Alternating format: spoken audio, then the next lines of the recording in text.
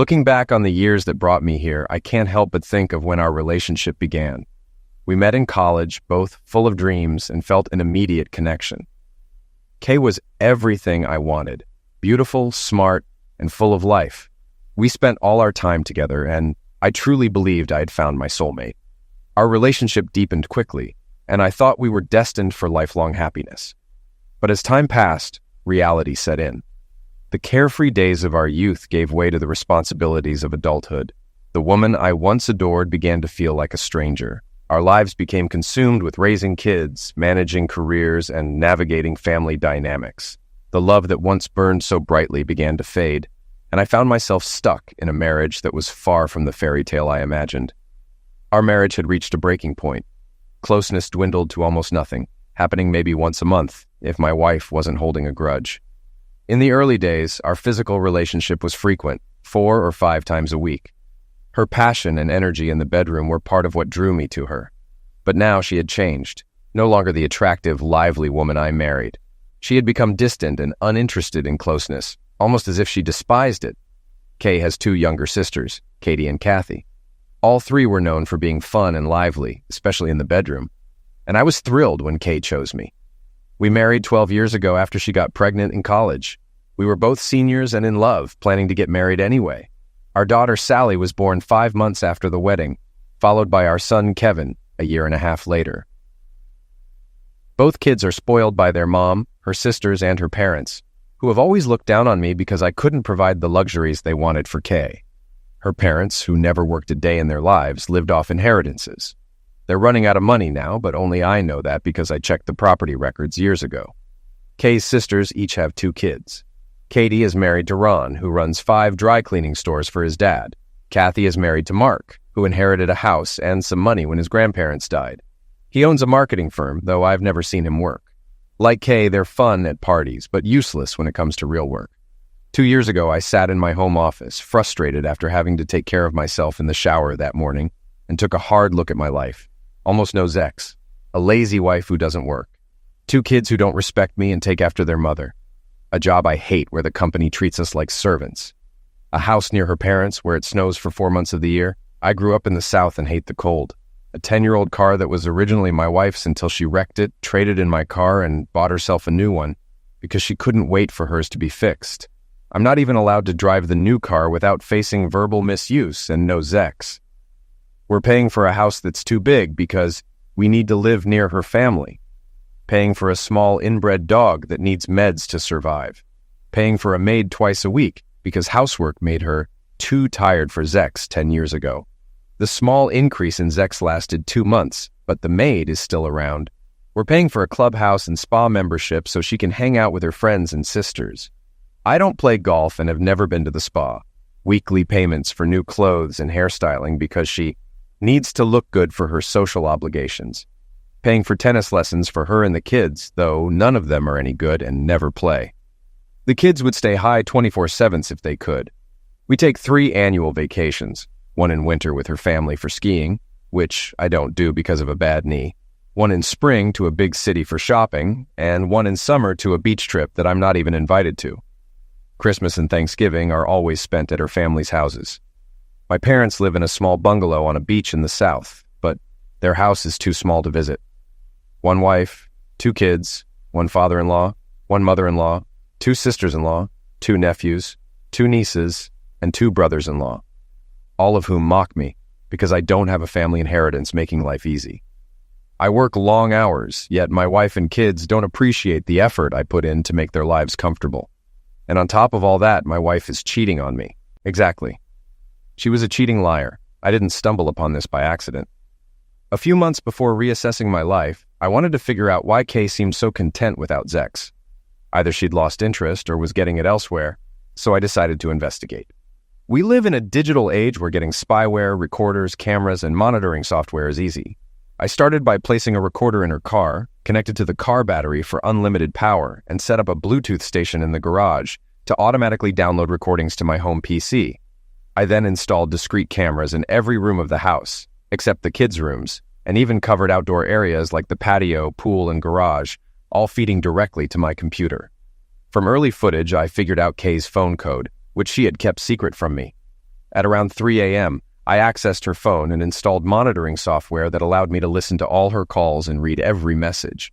I also upgraded our home internet to business class, enabling remote access to my home PC from my phone. 2 weeks later, after everyone went to bed, I sat in my office and listened to a recording from her car. I heard Kay say, "Can you meet this Thursday at my place? 10 works for me. I can't wait to ride you hard." "Me too, babe. Love you." That hit me like a ton of bricks. I immediately shut down my computer and took the dog for a walk, seething with anger.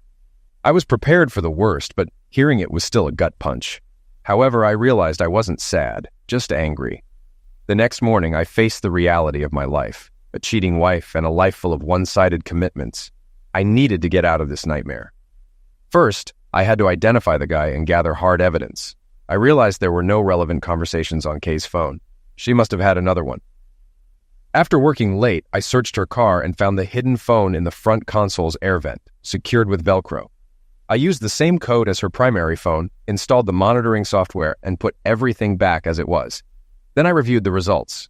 2 years' worth of deleted but recoverable texts. What I found was shocking. The messages revealed that Kay and her sisters were comparing their lovers' performances and even discussed swapping partners. My wife's latest affair was with our daughter's soccer coach. Katie was after a grocery boy, but Kay and Kathy warned her that unmarried guys were off limits. Their mom even had rules for cheating. Kathy was sleeping with a mechanic who had been with all 3 sisters, and their mom had been with him first. Kay had also slept with Ron and Mark, but only occasionally, though her sisters encouraged her to keep them in line. I knew I needed an exit strategy. The following week, I pretended to be clueless while starting arguments with Kay over household chores, which led her to snap at me. I made a mental note to restart the fights periodically and moved into the guest room a week later. I had a plan. I wanted out of the marriage, out of my job, all the money, no alimony, and I didn't want the kids since she had ruined them. I wanted to hurt my in-laws and make Kay suffer mentally for as long as possible. Ultimately, I wanted to start over and build a real family. I realized I'd been foolish. Neither Kay nor her family appreciated a hardworking, devoted husband. Her parents, sisters, and their husbands were toxic, narcissistic people who only cared about getting what they wanted. I began to devise a plan to get her sisters divorced and leverage my in-laws to my advantage. It was time to take control. When I was at Katie's for dinner, I discreetly took close-up photos of 1 alarm clock, 2 wall clocks, and a smoke detector. At Kathy's, I did the same with 2 alarm clocks, 2 wall clocks, and a doorbell cover. At Mom's, I snapped a picture of 1 alarm clock. I had already replaced all the smoke detectors at home with newer models a year ago, mainly to stop Kay from complaining. The hardest part was finding a matching doorbell cover, but eBay came through. After installing cameras in each house, I hosted a pool party and invited everyone over. While they were swimming, I borrowed their house keys and installed monitoring software on their phones, knowing their lock codes from previous recordings. During the party, I accidentally dropped a bag of ice. Katie snapped, "Are you completely useless? Go get more ice." I apologized and left. On the way, I stopped by Mom's, Kathy's, and Katie's houses to make a few replacements. I installed wireless boxes in their attics after connecting to their networks. I also copied their house keys, grabbed some ice, and headed back. When I returned, Kathy sarcastically said, "It took you long enough." I made up a story about a flat tire. No one thanked me or showed any sympathy. 2 days later, I had video proof of Kathy with Das mechanic. They rushed inside, leaving a trail of clothes from the front door to the bedroom. No foreplay, just straight to the action. Afterward, he said he needed to leave before his wife got suspicious. Kathy tried to coax him into another round, but he declined, saying he needed to save energy for his wife. As he left, he entered his phone code in front of the camera, which I noted. The next Thursday, I snuck in while they were busy and installed monitoring software on his phone, which was in his pants on the living room floor. Things escalated from there. The next day, I discovered Katie's lover was none other than her uncle, and her aunt was in on it too. All 3 undressed, and the aunt, who looked great for her age, joined in. I endured watching it, thinking I'd rather be watching National Geographic.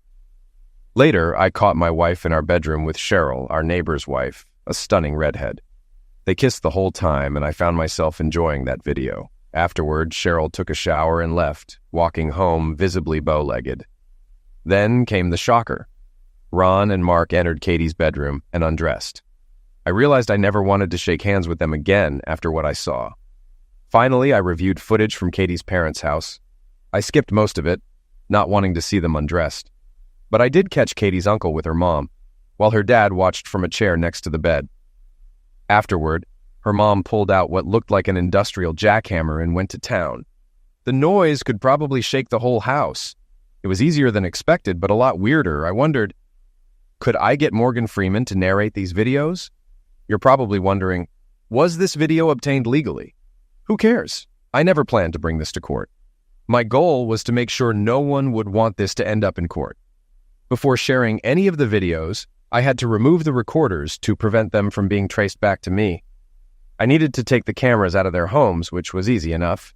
I hosted another pool party and accidentally dropped a bag of ice. Kay teased, "Nice job, numbskull." Katie added, "Does he even have any?" Kathy joked, "Aren't they in your purse?" They all snickered, and even my daughter Sally mumbled, "Mom, why is he always so embarrassing?" Ron suggested, "Ask for help with heavy stuff next time." Mark joked, "We can have one of the girls help you next time." My son Kevin sneered, "Man up, Dad."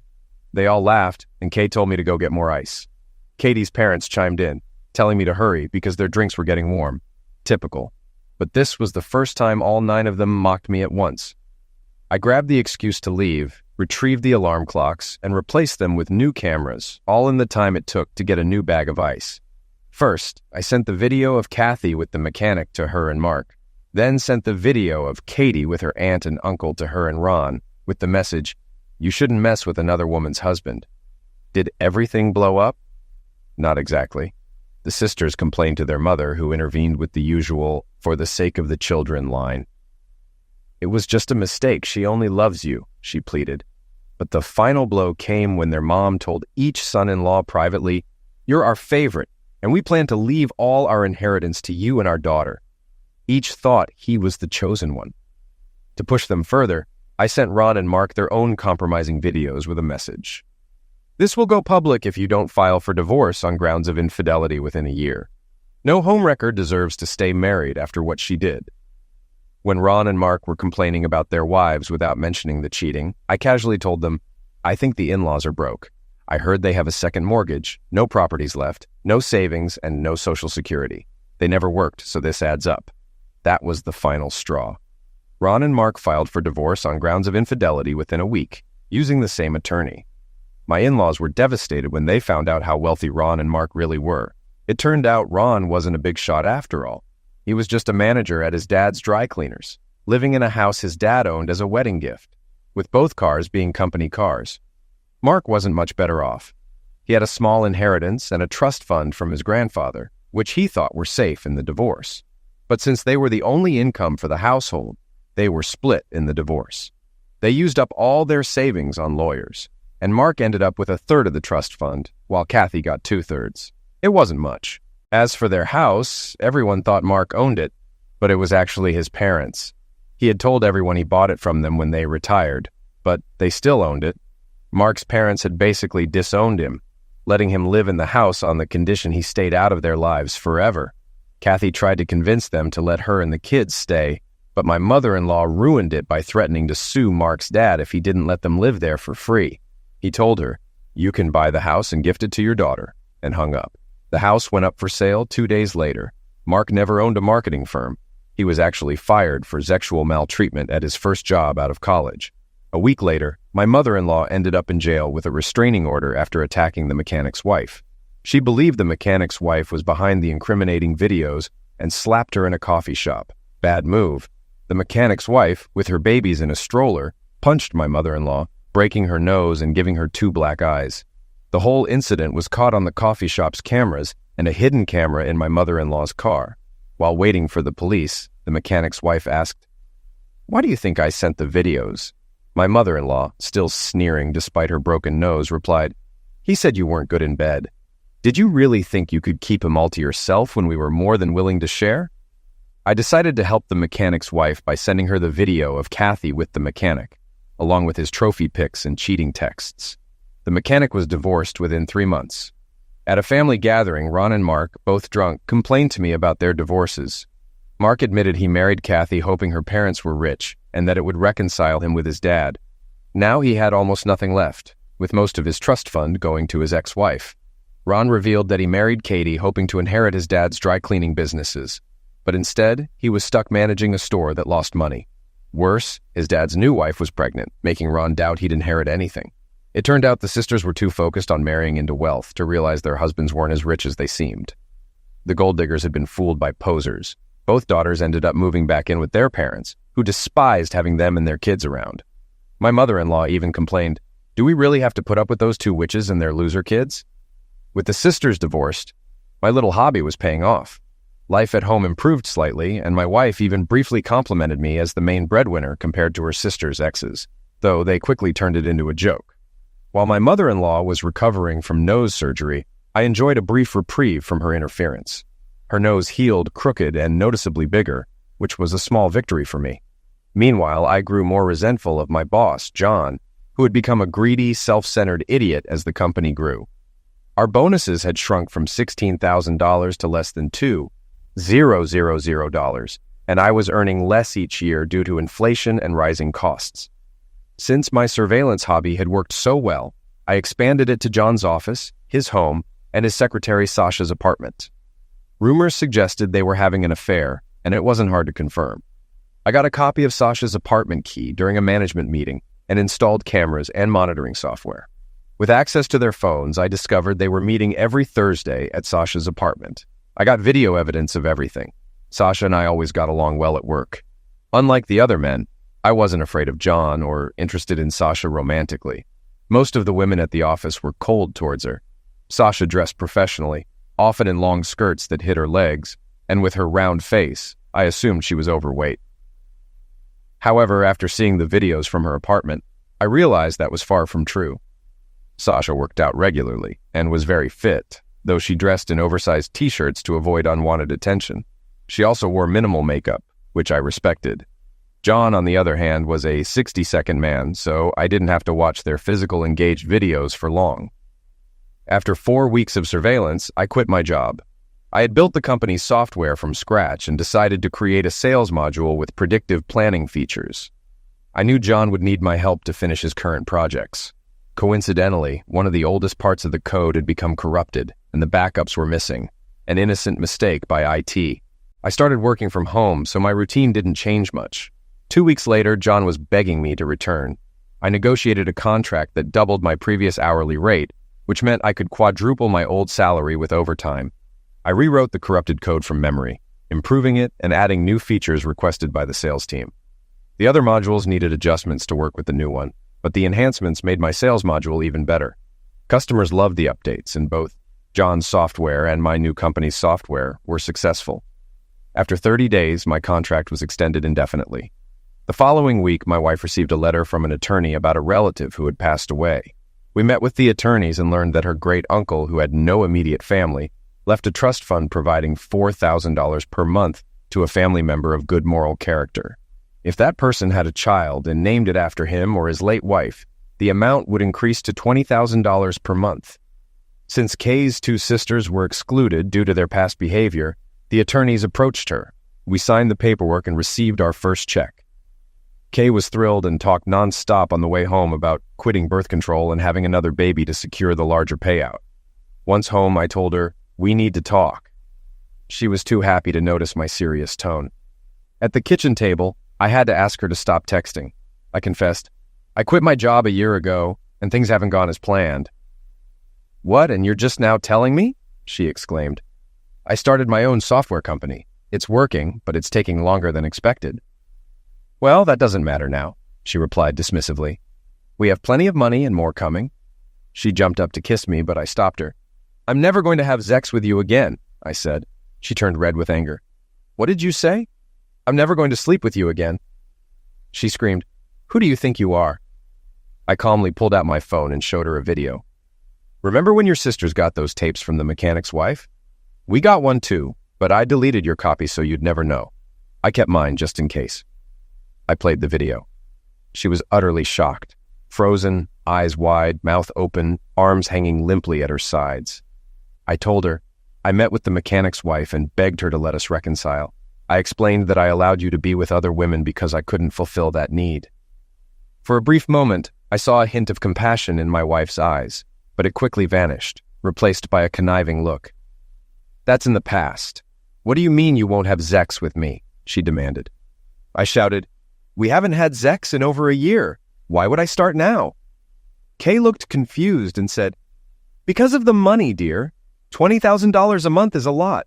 Don't be mad at me. I've been stressed, but that's behind us now. Please, let's focus on our future and having a new baby. No, I replied. You've treated me horribly since we got married. Her tone changed instantly. Listen, you worthless crap. We're going to have sex and make a baby, or I'll divorce you. Got it? She threatened, jabbing her finger at me. I just stared at her. And I'm not sharing the $4,000 a month either, she added, trying to sound tough. I relaxed and calmly said, Fine by me. I'm filing for divorce on the grounds of infidelity. Can you give me the number of the attorney we just met? They seemed competent. I'm sure I can find a good divorce lawyer with them. Kay instantly calmed down, realizing I had the upper hand. She sat down and said more softly, It was just Zex. I don't love her. I only love you. Let's not throw away all the years we've spent together. I'm just catching up on the new rules, I replied. The lying, the cheating, it was all a mistake. I love you and want things back the way they were. I agree. Let's go to the bedroom right now, she suggested eagerly. I knew you loved me, I said, feeling hopeful. No, I was lying, she retorted. Did you see how easily you believed me? Interesting to be on the other side, isn't it? If you really loved me, you'd try to make this work, she continued, her tone sharp. All right, you're right. I'll work harder on our relationship, I conceded, trying to ease the tension. I knew you loved me. Want to make it up to me in the bedroom? She asked, her voice softening. No, I'm never having sex with you again, I responded firmly. Kay looked shocked. But you just said you'd work harder on our relationship, she pointed out, confusion in her eyes. Yes, I did. I was lying, I admitted, feeling a strange sense of detachment. It gets easier the more you do it. Kay looked like she was about to cry. I'm sorry, I was just kidding. Do you really mean it? She asked, her voice trembling. No, not at all. I lied again, I said coldly. Wow, lying really does make it easier to communicate with someone who trusts you, doesn't it? She observed with a bitter edge. I've been lying too. My parents are billionaires, and will never have to worry about money again. I'll never leave you, and you'll have an unlimited allowance for life. Kay, pouting, said, Not funny. Isn't it hard to talk to someone who lies to your face to get what they want? I'm sorry. I won't lie to you again, I promised, trying to end the game. Will you stop lying to me? She asked, her voice filled with doubt. Yes, I will, I assured her. A tear rolled down Kay's cheek. I love you with all my heart. Your kids love you. My sisters and parents think you're the best husband in the world, she said, her voice softening. I'm not sure I believe you. They were pretty disrespectful the other day, I said, still wary. No, you know that's not true. They were just kidding. Let's have a party this weekend so you can see how much everyone adores you, she suggested, trying to convince me. That sounds fun. Will Mark and Ron be there too? I asked, trying to sound interested. Sure, the whole family, she confirmed. Is Saturday afternoon okay? I inquired, setting a tentative plan. Sure, honey, that would be great, she agreed. Then with a hint of suspicion, she added, You're not lying to me again, are you? No. Having everyone over will be a memorable experience, I replied, trying to reassure her. Great, a big party to show how much everyone loves you, she said, hugging me while I stayed seated, even kissing the top of my head. Lucky me. I'd been sleeping in the guest room for over a year and installed a deadbolt after I moved in, always keeping the door locked. Around 5 a.m., I heard an alarm clock go off in the house, and someone tried to pick the lock on my door, but the deadbolt held. I guess someone thought they could sneak into my bed early in the morning. Kay called all the relatives to invite them. Listening in on our calls was hilarious. She had to bribe her sisters with some of the $4,000 to get them to come. Ron and Mark were easy. She promised a ménage à trois if they showed up. Her parents weren't interested until they heard about the $20,000 a month. Her dad was already scheming with Kay on how to screw me out of the money after the baby was born. What hurt the most was seeing Kay having to convince Sally and Kevin, our own children, to be nice to me. She mentioned money, and they begrudgingly agreed.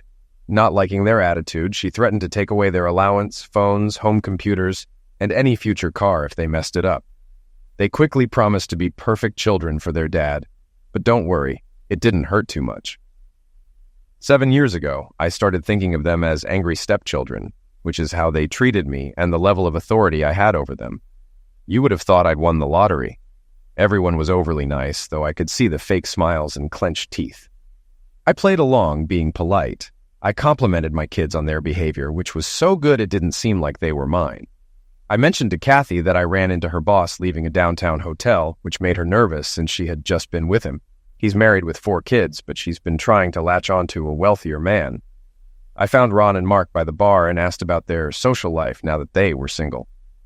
When they mentioned a particular club, I scowled, explaining that I'd heard it's where divorced guys get drunk and taken advantage of.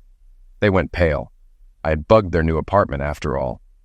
I casually told my father-in-law that I thought I saw him and his brother with a young woman named Ainsley at a restaurant. My mother-in-law's glare could melt steel. I knew Ainsley was a transgender woman they had met at a hotel.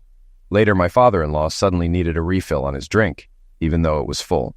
I guess he never shared those details with his wife. Finally, I was alone with my mother-in-law by the pool. No one dared interrupt.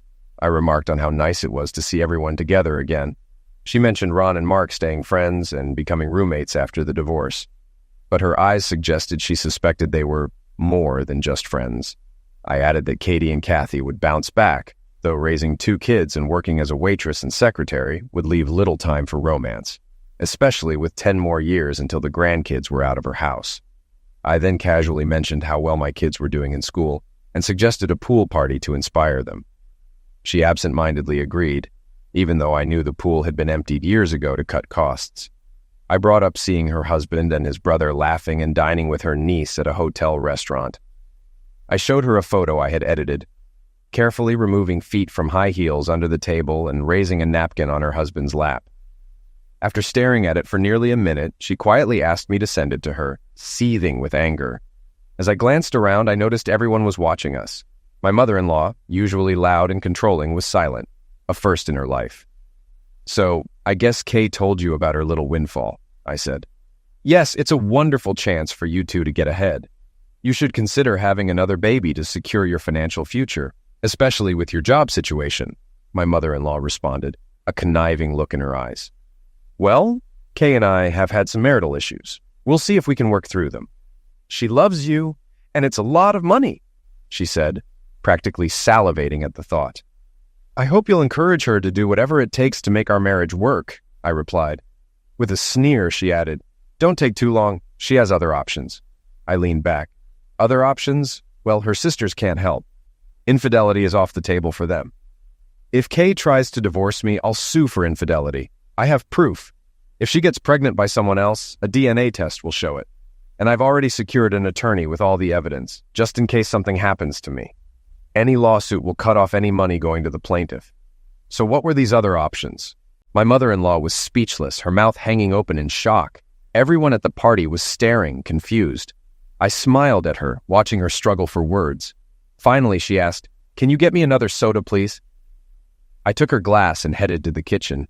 From the sink, I watched her frantically talk to her husband and daughters, clearly upset. They all turned to look at me when they noticed her staring.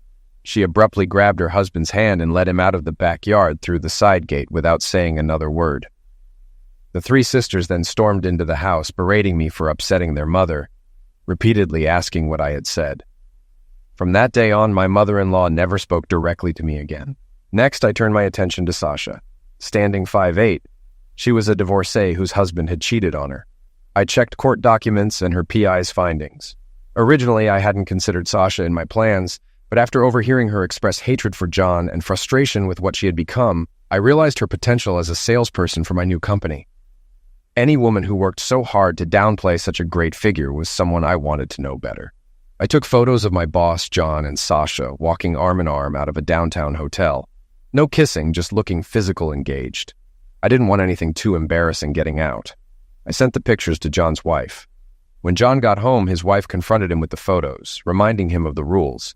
Never in the house, no children, nothing public. John argued, but eventually gave in. She wasn't going to be easy to crack, so I knew I'd have to up the stakes. That Monday, John fired Sasha. I was waiting outside as she left. "Hi, Sasha. What's wrong?" I asked, noticing her distressed expression. Visibly upset, she replied, Nothing. I just got fired. I caught up to her.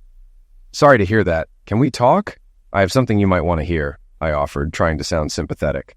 Sasha stopped and stared at me. What do you want? She asked, suspicion evident in her voice. I want to offer you a job, I said directly. Doing what? She inquired, her curiosity piqued. Sales at my software company, I explained, keeping my tone professional. I didn't know you owned a software company. Wait, how did you know I was getting fired today? She asked, sharp as ever. I looked her in the eye. Let's just say I've been keeping a close eye on my competition and didn't want to miss out on talent, I replied, revealing just enough to satisfy her curiosity. How much? She asked, getting straight to the point. Same salary, plus 20%. But you'll need to pay for your own apartment. I saw your place listed in the company books and don't want any strings attached, I clarified, laying out the terms. Deal. When do I start? She agreed without hesitation. You're already on the clock. I'll pick you up around the corner so John doesn't see you. He's probably watching, I instructed, planning ahead. I walked away, and when I glanced back, she was flipping off John's office. I picked her up and we headed to my house. On the way, I told her about my marriage. When I mentioned I hadn't had sex with my wife in 2 years, Sasha asked if I was joking. Not since I found out she was cheating, I confessed, my voice heavy with the weight of the situation. I explained that I wouldn't be married much longer but needed Kay's help to get my company from John. I asked Sasha to keep it a secret. She smiled warmly. Those brown eyes were something else. When we arrived, Katie was there. Katie growled, "Who's this?" Her tone filled with suspicion. "This is my new head of sales and marketing. She'll be working here for now. Any problems, Katie?" I introduced Sasha, making my authority clear. "No problems," Katie replied, albeit reluctantly. Sasha seemed surprised by her new title, but I set her up at a desk next to mine. We spent the day going over my new software, which impressed her, especially the sales module. Over the past 2 years, using cheap labor and countless hours, I had rewritten all of John's programs. The new software was 10 times faster, smaller, and more intuitive, with all the features John deemed too expensive. I gave Sasha 3 leads already using my sales software, and she quickly secured appointments for demos. Before Sasha left, I told her I'd be having a conversation with Kay in the kitchen that I wanted her to overhear. "I might need your help tonight," I hinted, my tone suggesting the seriousness of the situation. I left the office door open and called Kay into the kitchen. "We need to talk," I began, preparing for a difficult conversation. "Kay, I'm not going to have sex with you," I stated bluntly. "But we've been getting along so well," she protested, surprised by my sudden statement. "I need you and your sisters to sleep with someone," I said, cutting to the chase. "What? We're not hookers you can order around," she snapped, her voice rising in anger.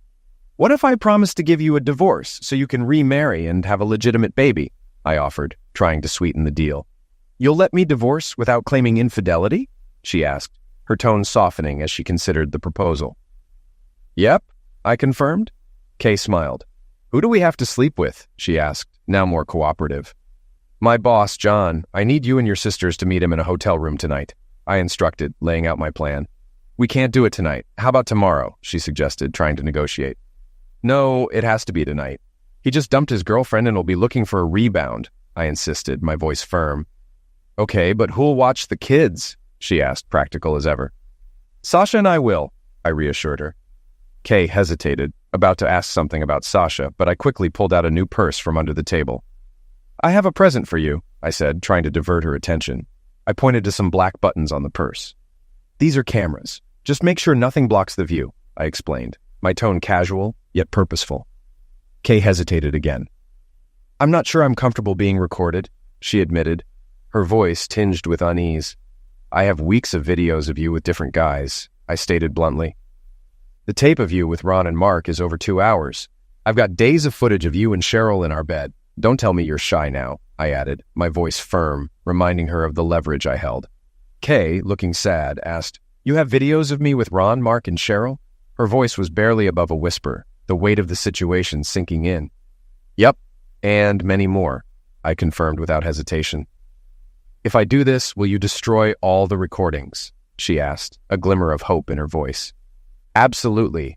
Do this for me, and they're gone," I promised, sealing the deal. Kay smiled again, a reluctant acceptance in her expression.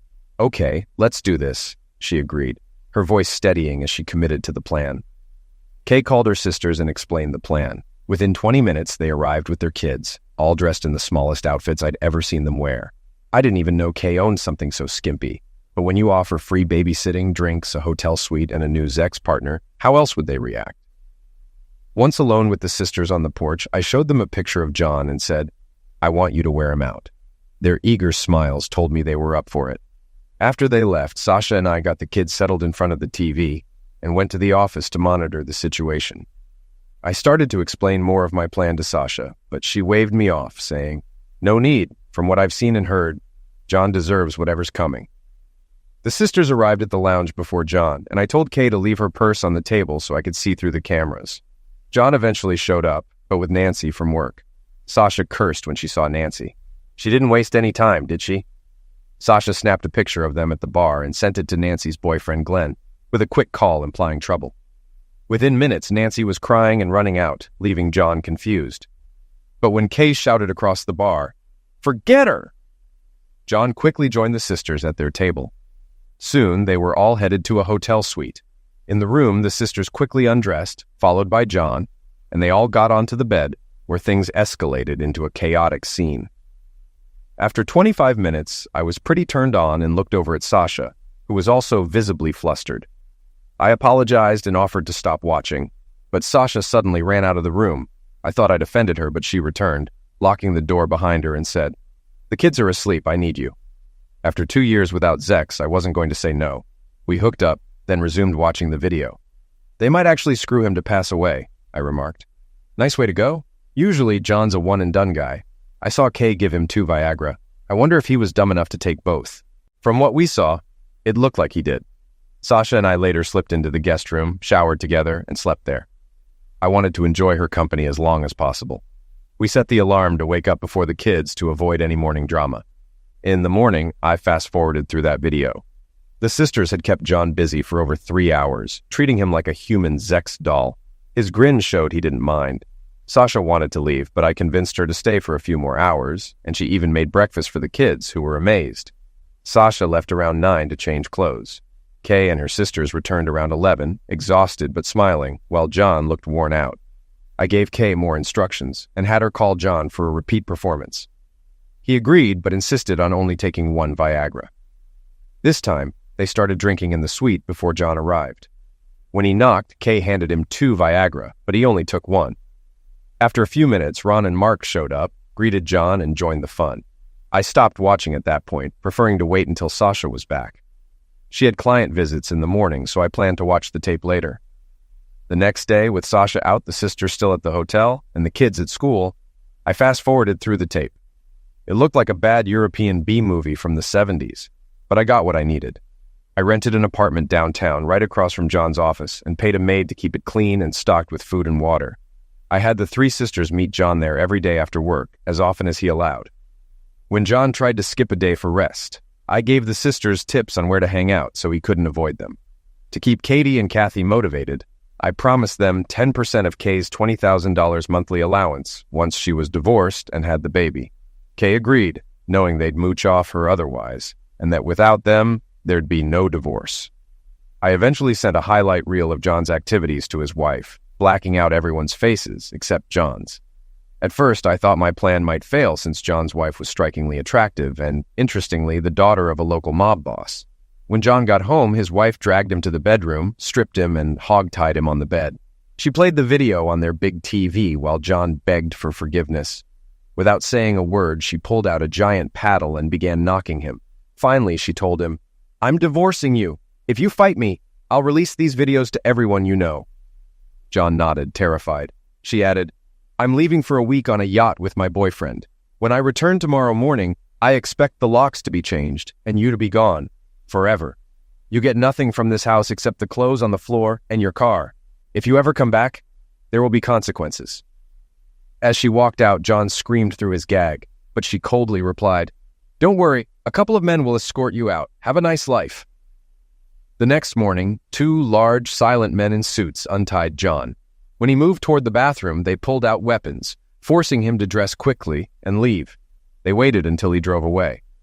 John's wife filed for divorce that same day. Though upset, John was too busy with the sisters to dwell on it. He started staying at the apartment, which made it easier for them to control him. When they saw the bruises on his bum, they laughed, and Katie even spanked him until he cried. John's wife froze all their accounts, and he soon struggled to pay his employees. Losing 25% of his business to a new competitor didn't help. I called 3 key people at John's company, hinting that payroll might not happen and offering them jobs. They didn't commit right away, but I left the door open. A few days later, John tried to access his garage but found it locked. I texted him, "I told you only your clothes and car." Believing his wife was behind the leaked video, he was shocked when a tape of him with Ron and Mark spread throughout the industry, courtesy of an anonymous tip to a big-mouthed competitor. Within a week, the 3 key employees called back, accepting my offer. With John's reputation ruined, his company struggling financially, and his divorce looming, I managed to capture 90% of his clients within 60 days. His company shut down 2 days after his divorce was finalized. Once my company was thriving, I filed for an uncontested divorce and paid to expedite the process. I gave Kay the house, though she didn't know I had taken a second mortgage on it to fund my startup, half of our $8,000 joint account, her car, and nothing else. When she demanded half of my company, I told her it wasn't worth anything on paper yet and threatened to change the grounds to infidelity. She quickly signed the papers, clearly thinking, $20,000 a month, here I come. We were divorced 60 days later. The day after, Kay married the mechanic, likely expecting to be rich and enjoy her new life. She spent the $8,000 and the $20,000 from her parents on the wedding. Soon after, she was pregnant. Rumor had it they were physically engaged even during the wedding. 3 months later, Kay and her mom visited the trust fund lawyers, expecting the $20,000 monthly payments to start. They were shocked to learn the trust funds had already been awarded to another candidate. The lawyers had to call the police due to the damage caused during the confrontation. The audio was, frankly, amusing. A few weeks later, Kay showed up at my house in a short red dress with no underwear, trying to reopen the divorce settlement. I reminded her the divorce was final and she was remarried. She offered to get back together and lifted her dress, asking if I missed her. I snapped a picture and asked if her new husband would appreciate seeing it. I then slammed the door. She banged on the door, screaming and crying, begging me not to send the photo. I told her I wouldn't, as long as she never came back. Her last words were, "I'm sorry I ruined our marriage. I wish you had been enough for me." It was clear she was living in a delusion. I eventually let go of my surveillance hobby, destroying all the recordings. John disappeared after his company closed, with his last known location in San Francisco's Castro district. His wife remarried a younger CEO and had 3 kids with him. My own kids graduated from high school and ended up in dead-end jobs. They asked me for work, but I told them to call me if they ever became programmers. Ron and Mark leveraged their notoriety from the video into a different kind of stardom, eventually befriending a successful business owner looking to retire. Katie ended up in a better place. She and Cheryl, who divorced her husband, got married and seemed genuinely happy. Kay's parents lost their last property and eventually got divorced, each going their separate ways. Kay herself stayed married for about a year before losing her house and being left by the mechanic. She now works as a waitress, lives in a trailer, and raises the mechanic's child. As for those who cheated with my wife and others, I didn't let them off the hook. After Kay lost the trust fund money, I sent all the incriminating videos and voice recordings to their spouses and relatives using Kay's personal email. I sent over 300 emails and cloned her phone to ensure the messages were received. Kay sent me an angry text, accusing me of breaking my promise to destroy the recordings. I replied, "Thanks for making honesty unnecessary in our marriage. It made getting what I wanted so much easier." She never responded. Regarding the divorces, I uncovered 13 cases linked to Kay, Kathy, and their mechanic lover. The mechanic, notorious for his big tool, caused 8 divorces by seducing other men's wives and sending derogatory texts about their husbands. Katie mostly messed around with single women, so she didn't directly cause any divorces. Kathy, on the other hand, was responsible for 10 divorces, none of which led to reconciliation because the wives lost all respect for their husbands after they stooped so low. My mother-in-law caused 1 divorce, and Kay was directly responsible for 13, with 2 reconciliations. These numbers only account for the direct divorces. Some of the men implicated other women, leading to additional divorces and a few arrests due to resulting confrontations. Thankfully, no one died, though there were serious consequences for all involved. The mechanic, nicknamed Lefty, after an incident with Katie and Cheryl, ended up with a permanently damaged tool. bent 90 degrees to the left. He tried to press charges, but explaining how his injury occurred during sex made it difficult. The detectives handling the case had a hard time keeping a straight face. As for Lefty's ex-wife, I met with her to apologize for the blame she took during the sisters' divorces. She joked about the incident where she broke my mother-in-law's nose, calling it the highlight of her year. I asked if she was dating and introduced her to my recently divorced 6'2" neighbor who used to play rugby. She was interested, and they hit it off. After a barbecue at my place, she and her kids spent the night at his house, and they never left. They got married 6 months later with Sasha, 7 months pregnant, as a bridesmaid. As for me, my business is thriving. Before retiring, Sasha secured 3 major clients, ensuring the company's success. We got married quickly. I couldn't help it. I keep getting her pregnant. We're now expecting our 4th child. We moved near my parents to a beachfront property where it's warm 300 days a year.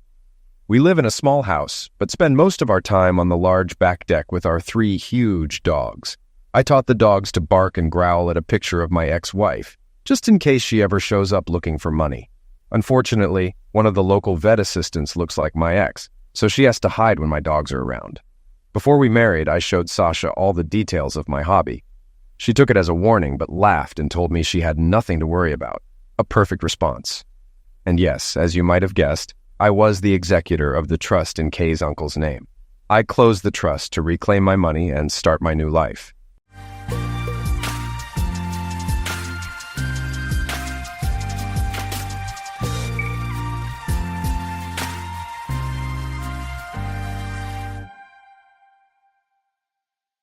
Welcome to Lost Relation Chronicles. When you find out your spouse is being unfaithful, it's like a whirlwind of emotions crashes over you. You might feel inadequate, like you weren't enough. Shame, confusion, and even a surge of anger that makes you want to scream or lash out. Honestly, I never wanted to know what that felt like firsthand. But life has a way of throwing curveballs you never see coming. My wife always joked that my impulsive buying habits would be my downfall. Turns out, she was right, but not in the way either of us ever expected. It all started innocently enough with a TV ad for a voice-activated recorder. The commercial promised long battery life, excellent audio quality, and complete satisfaction. I was sold instantly and ordered one on the spot. The charge hit my credit card within a day, but the device didn't arrive for a week. When it finally did, I tore open the box like a kid on Christmas morning. The recorder was smaller than I had expected, but I was too excited to care. I popped in the batteries and spent the next hour doing my best impressions, recording everything I could think of until the tape ran out. I couldn't wait to listen back, but as I played it, I was struck by how ridiculous I sounded. I laughed at myself at first, but then the thought hit me. Was this how everyone else had been laughing at me, too? I rewound the tape and placed it in my sock and underwear drawer where my wife would be sure not to find it. I heard her car pull into our driveway, so I threw the packaging into the garbage and was on my way to the curb with the bag in hand as she got out of her car. As I ran to help her take the groceries out of the car, she was grumbling out loud about how expensive groceries were getting these days. I just smiled and took the bags inside the house and went back out for the rest. She walked back inside with me this time, and I realized that as usual there was no kiss of greeting or any acknowledgement of me on her part. As we were packing the groceries away, I tried to tell her about my day, but from the expression on her face it was obvious she just did not give a damn. I realized at that point that my marriage really might be in trouble. I lapsed into silence, and she immediately started up about the a-holes she was working with and how underpaid she was as well. I said nothing but just kept packing. The amazing thing was that this attitude of hers had only started after St. Nancy had joined the company over a year ago. Nancy was a bright young lawyer who joined the firm of Nuts and Bolts and had immediately started trying to make a name for herself. She did it that all right, as one of the most ruthless and tenacious lawyers that you could tangle with. She was rude, obnoxious, and overbearing, and also my wife's newest best friend from day one. She was a 304 and was not afraid to let you know it. After listening to my wife whine and moan for a while, I gently reminded her that she could quit and work somewhere else or stay home if she so desired. After all, I did own the biggest contracting firm in the state, Dream Homes Inc., and we would not need the money. She was putting some canned goods into the cupboard as I spoke, but stiffened and turned slowly around. Look, Terry, I do not intend to stay at home and be a housewife while you are out gallivanting from job to job. I do not plan on staring at the walls in this house, you arrogant, overbearing a-hole. She spat at me. My eyes widened in shock as I realized what my wife had just said. I fought to keep my voice down and barely succeeded as I choked my words out. I am going to take a shower and cool off before we both say some things we regret. I turned and walked away slowly with my hands clenched into fists as the blood rushed to my head. She screeched at my retreating back. You coward. How dare you walk away from me when I am talking to you? Get back here now if you value your sex life. Now I hole if you know what is good for you. I stopped and slowly turned around and gave up on not raising my voice because she had just jumped all over my last nerve. Listen, Kathy, to every word that I am going to say. Her eyes widened in shock and disbelief when she heard me swear for the first time since she knew me. She took one step back as I started in on her. I proposed to you because I fell in love with you, and because I believed that you were the woman who I wanted to have and to hold for the rest of my life. Our marriage was great for the first 5 years, but recently you have changed into someone who I do not even wish to know. She started indignantly, but I raised my hand before she could get a word out. I am not finished yet. For the last year, you have tried your best to imitate a dead woman whenever I try to make love to you. You make it seem like a chore instead of an act of love between two married people. If you think that no sex is really a threat, then you need to realize that I knew my hand intimately before I met you, and if necessary, I will reacquaint myself.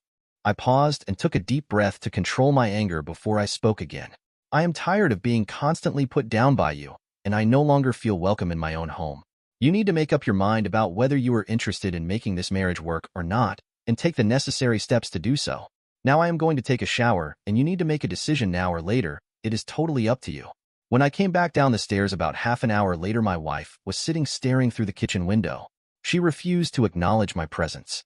When I got back downstairs, she walked past me and up the stairs without saying a word. I sat down in the living room and tried my best to enjoy some NBA basketball, but after a while, the TV was watching me as I stared off into space. I snapped myself out of it as I heard my wife coming down the stairs. When I looked up and saw her, I noticed immediately that she was carrying her overnight bag. She stopped in front of me and in a cold and detached voice told me, I am going over to Nancy's apartment and spend the night there, unless you wish to object. I said nothing as she turned and stormed out of the house. I walked out to the patio and tried to figure out just how I had ended up at this stage. I met Kathy about 7 years ago when I walked through the doors of her law firm to set up a trust. I had won the lottery and I wanted the money set up so that no one could touch it. I wanted to use the money to expand my contracting business, and I had some other details I wanted worked out. I had been working at a construction company about 5 years ago when my buddy Jason, who was a carpenter like me, had fallen from the roof he was working on. The company I was working for refused to even acknowledge him in any way. They refused to take liability for the accident even though they did not have any proper safety equipment in place, and if you asked about it, you were gone. Even with my testimony and his, against everyone on the site, we did not stand a chance. He recovered eventually, but the bills and being laid up really put him out a lot. Because we had both lost our jobs, we decided to start up a small contracting company together to earn money. It was tough at first, but things were now starting to even out when I won the lottery for the largest jackpot ever in the history of our state. I discussed my plans with Jason, and we both agreed that investing in our business was a good plan, but we decided that we should ensure that the money was protected from any future relationships, so he had recommended nuts and bolts to me for setting up a trust. I was on my way out after signing the papers when I bumped into Kathy, and for me it was lust at first sight. She was short, about 5 feet 4 inches tall, and every single inch was curved. She was just beautiful, and I just had to try my luck with her. She gave me a hard time at first, but after a little coaxing and a lot of flowers, she finally decided to go out with me. She was bright and very articulate, and she was a joy to talk to. There were few things that we could not discuss without her being well informed about them, except for sports and my bedroom decor. The latter she took quite a while to get to know, and it was only after I proposed marriage to her about 6 months after dating her that she became as well versed in it as me. She told me a lot about her childhood and how hard it had been growing up on the wrong side of town. She had realized from early that the only way to pull herself out of there was with an education, and she had buckled down with her schoolwork and was soon top of her class. She was very shy at school, and after her body had started to develop, she had soon captured the interest of the boys. But after a disastrous first date in which the guy had tried his best, including force to get in her pants, she had given up dating in high school. She had found after graduating that she did not have enough money to go on to college, even with a scholarship. So she had started working at the law firm as a clerk/typist and completed a paralegal course at the community college. She was immediately promoted and had been doing the job for the last 5 years until she bumped into me. She always refused to discuss her previous partners with me, but just smiled and said, "You will never lose me to any man." Her reluctance bothered me a bit at first, but I decided not to dwell on it for too long. After all, it's all in the past, right? We often discussed my development plans for the business, and she was in agreement with everything I wanted to do, even suggesting that I set up a company-owned nursery for my employees' kids. Well, I took her advice on all that, and after discussing it with Jason, we started to slowly implement our long-term goals for our company. The first thing we did was to set up full medical insurance on all employees and their families, and hired a safety engineer to cut down on any accidents on our work sites. We also set up a pension plan with contributions being voluntary and provided free independent financial advice to all employees. We also set up a credit union for staff and family members only, which allowed them low-interest borrowing. Well, needless to say, our employees were very happy, and we had very few people quit except those who were going on to further their studies. When we had started the business, our company's quote was, "You give us your money, and we will give you your dream home." Our competition had laughed at us, but after the customers started to realize that what we said was what they got, they were scrambling to keep up with us. The implementation of all these things took time, and a lot of mine at that, but I always try to be there for my wife. It took about 5 years before everything started paying off, but eventually it all came together. Strangely enough, when the business was going well, is when my home life started to deteriorate. It started for me when Nancy started spending all her free time over at our house. She and I never hit it off at all. I mean, she just rubbed me the wrong way from day one.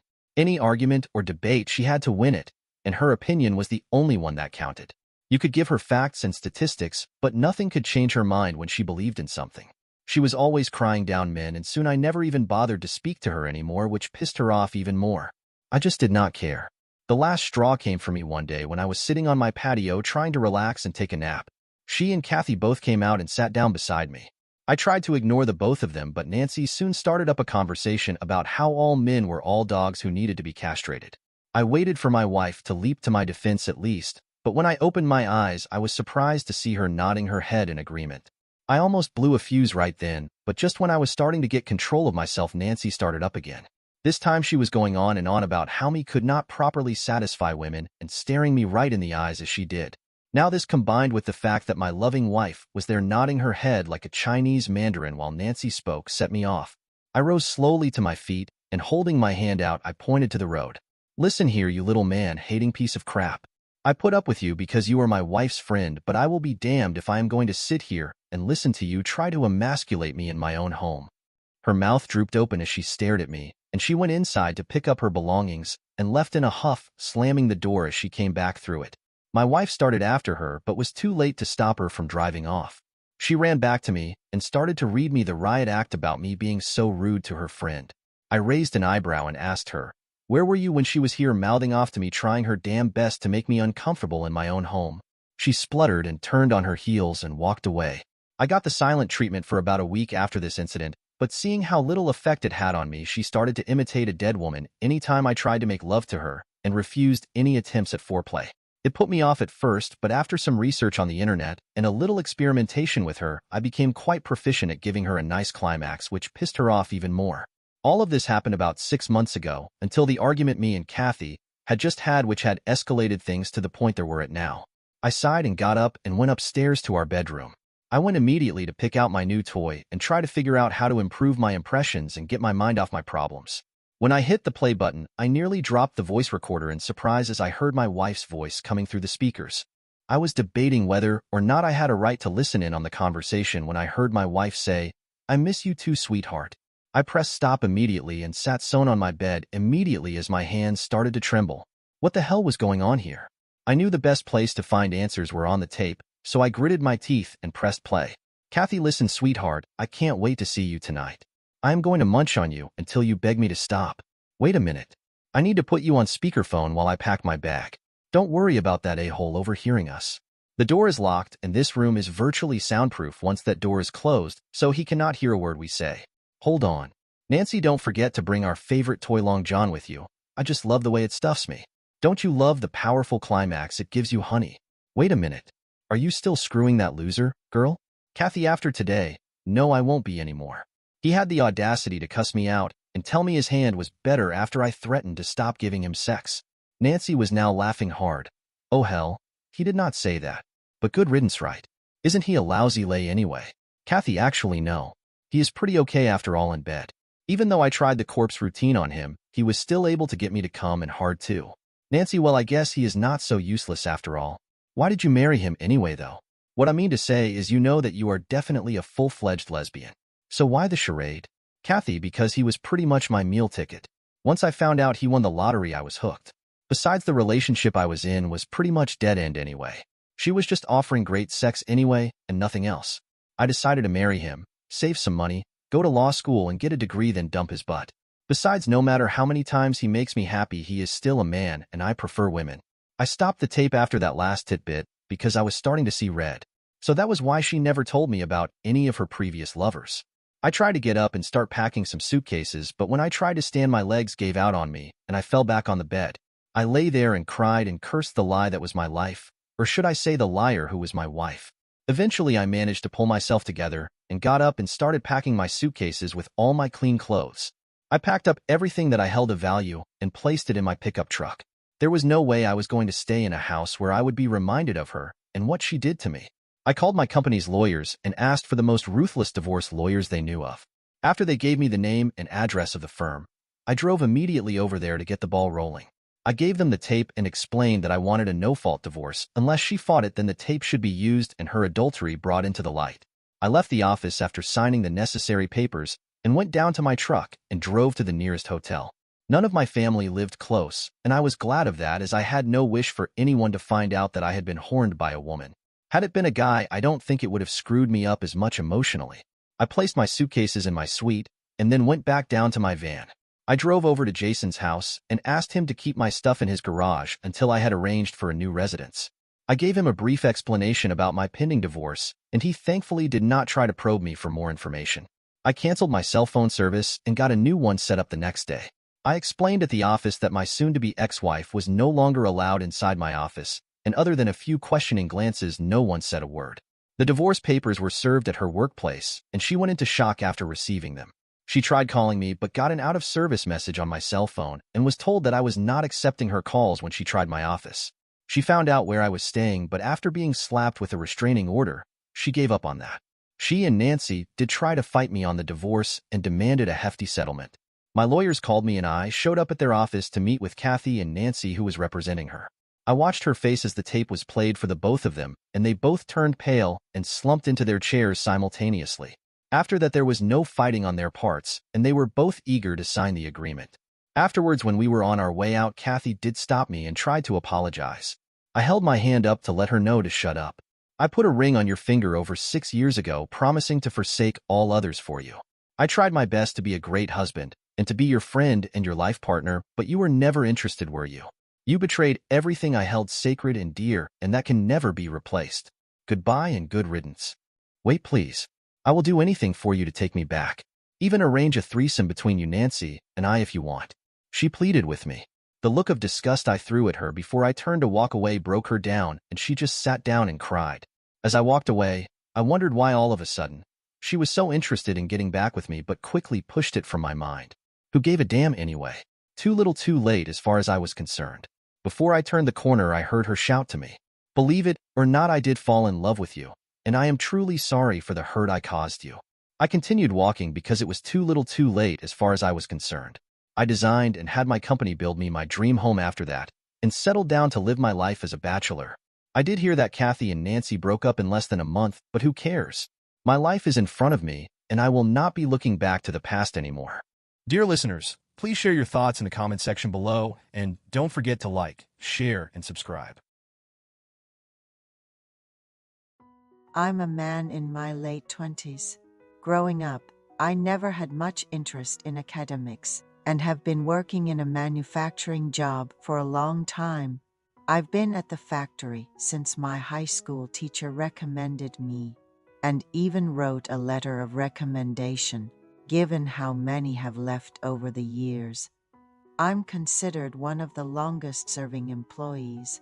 Naturally, this led to a promotion from a general employee to a supervisory role.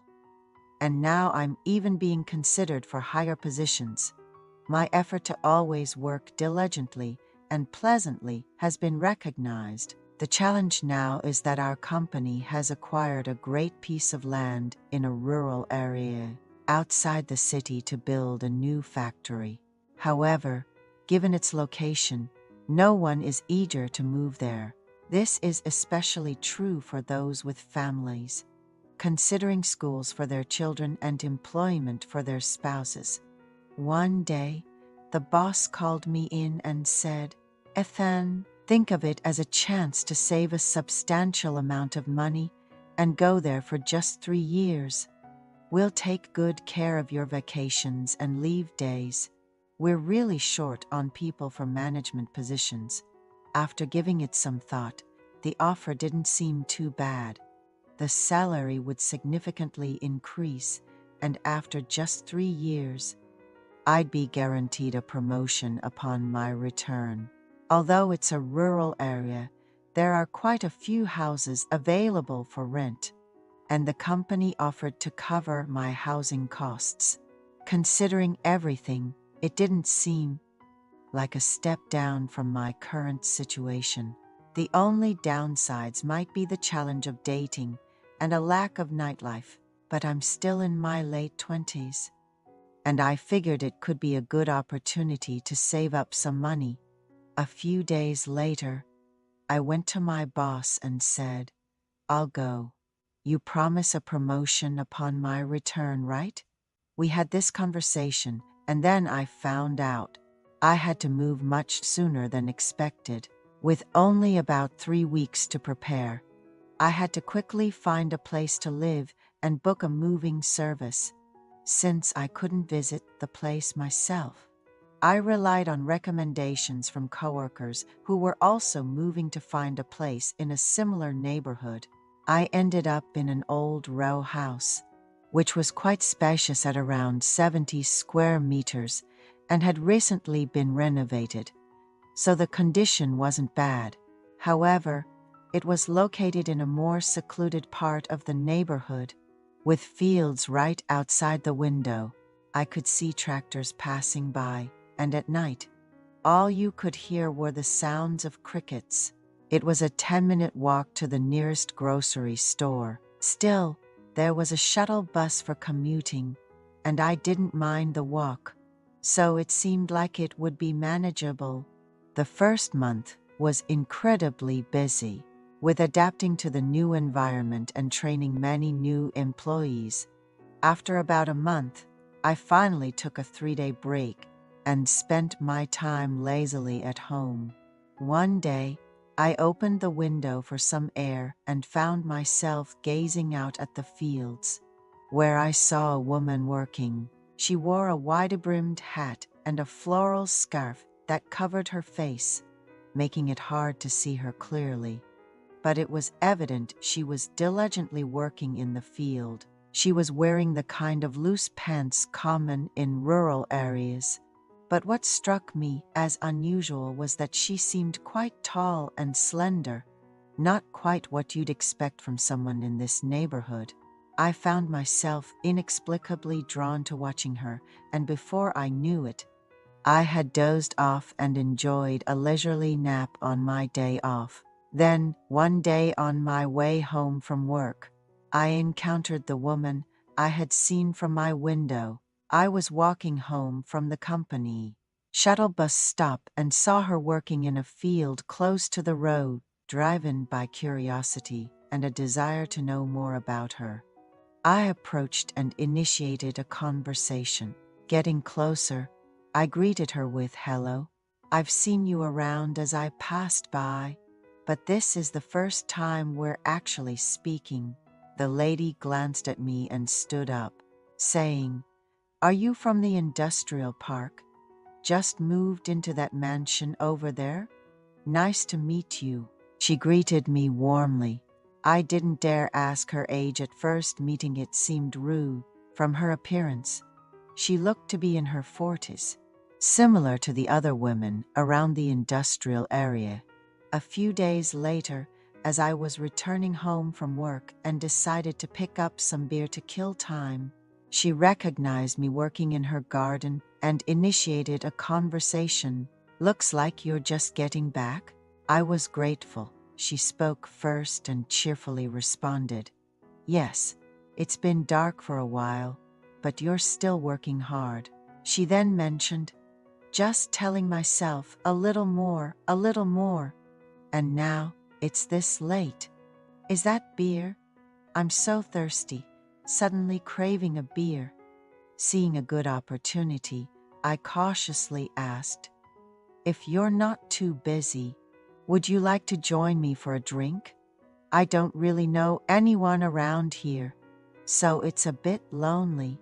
To my surprise, she happily agreed, dusted off her clothes, and followed me home. Upon arriving, she asked, "I'm a bit sweaty. Could I borrow a shirt? I'll just rinse off quickly." I was momentarily taken aback, but lent her a casual shirt and shorts. She then offered to cook with whatever was available at my place. In no time, she whipped up a delicious homemade meal that we enjoyed with the beer. As the alcohol set in and we chatted, she revealed she was in her 60s. I was honestly shocked. I would have guessed late 40s at most. She shared that her husband had passed away before their children were born, and since then, she has been living alone. As we got to know each other over drinks, we found ourselves lying on the floor, deep in conversation until our eyes met. I'm not sure what came over me, but I moved closer, and when she didn't pull away, our lips met. We naturally spent a pleasant time together until the early morning. Dew began to fall. Feeling it was only right, I composed myself and walked her home in the fresh night air. Turns out, she didn't live far. Despite the awkwardness, I was somewhat exhilarated as I returned home and eventually fell into an exhausted sleep. Heading to work the next day, I started to second-guess what had happened. In such a small rural community, rumors of our unusual relationship could spread, and I began to worry. Returning home after work with mixed feelings, I found her, dressed casually this time, waiting at my doorstep. She said, "I noticed you didn't have much for sides, so I made some. Please, take care." She was about to leave right after dropping them off. I couldn't just let her go, so I awkwardly invited her. "Since you've made the effort to bring the sides, why not stay for dinner?" During dinner, I learned she was the same age as my grandmother. My grandmother had my father at a very young age, so the age gap wasn't that big. The realization that I had been intimate with someone my grandmother's age added to my confusion. However, she seemed indifferent or unaware of my turmoil, casually suggesting, "Just call me sister. It feels strange to be called aunt or grandma since I don't have kids," trailing off at the end. So from then on, I comfortably refer to her as sister, and she started bringing over dishes regularly since that memorable first night. Feeling the need to reciprocate, I often tried to create the right atmosphere. Around that ambiguous time, she started calling me honey in a way that felt more like how older women might address each other rather than a pet name. It's unusual, isn't it, to be called honey by someone of the same sex, nearly 40 years your senior. I was taken aback, but didn't know how to ask her to stop without making it awkward, so I let it slide. We weren't officially dating or even exchanging messages, but we found excuses to meet almost daily under the guise of sharing meals or sides. Up until then, my experience with older women was virtually non-existent. My social circle was mainly mid-20s, women I met through work or younger friends introduced by pals. But now, our secret rendezvous weren't just confined to my place or hers. We even met in secret in the fields. Initially, I was terrified of getting caught by the neighbors, but with each daring encounter, we grew bolder. In areas without proper street lighting, unless someone was intentionally shining a flashlight, We were practically invisible. What started with my heart racing eventually evolved to me enjoying our meetings even more than her, to the point where getting caught never even crossed my mind. I'd casually suggest, "Let's meet in the fields tomorrow." This went on for almost 3 months until a new woman around my age, in her late 20s, joined our factory. Since peers were rare, we naturally grew close, and at some point, it became evident she was interested in me. The factory folks even nudged me, saying, "It looks like Ethan is into you. You should give it a shot." But for some reason, I couldn't find myself interested in her, despite her attractiveness and figure. To be precise, my attention just doesn't gravitate towards women my age anymore. I've developed more interest in the older women I've been seeing these past months. When I take a moment to reflect, I find myself fantasizing about being close not just with the woman from the factory, but also with her in more specific scenarios at work, in the fields, even at my own home. The folks at the factory seemed to want to push us together, so I made an excuse, saying, "I'll be here for over 2 years, and if we break up, it'll just be awkward." I really don't like that kind of discomfort. They didn't press further, but I could tell they were disappointed. And that woman, even though she treats me like a friend and doesn't contact me outside of work, her eyes say something else entirely. But what can I do? I no longer find women my age appealing, even while enjoying my time with this older woman. Thoughts like, "This really isn't right," keep creeping up on me.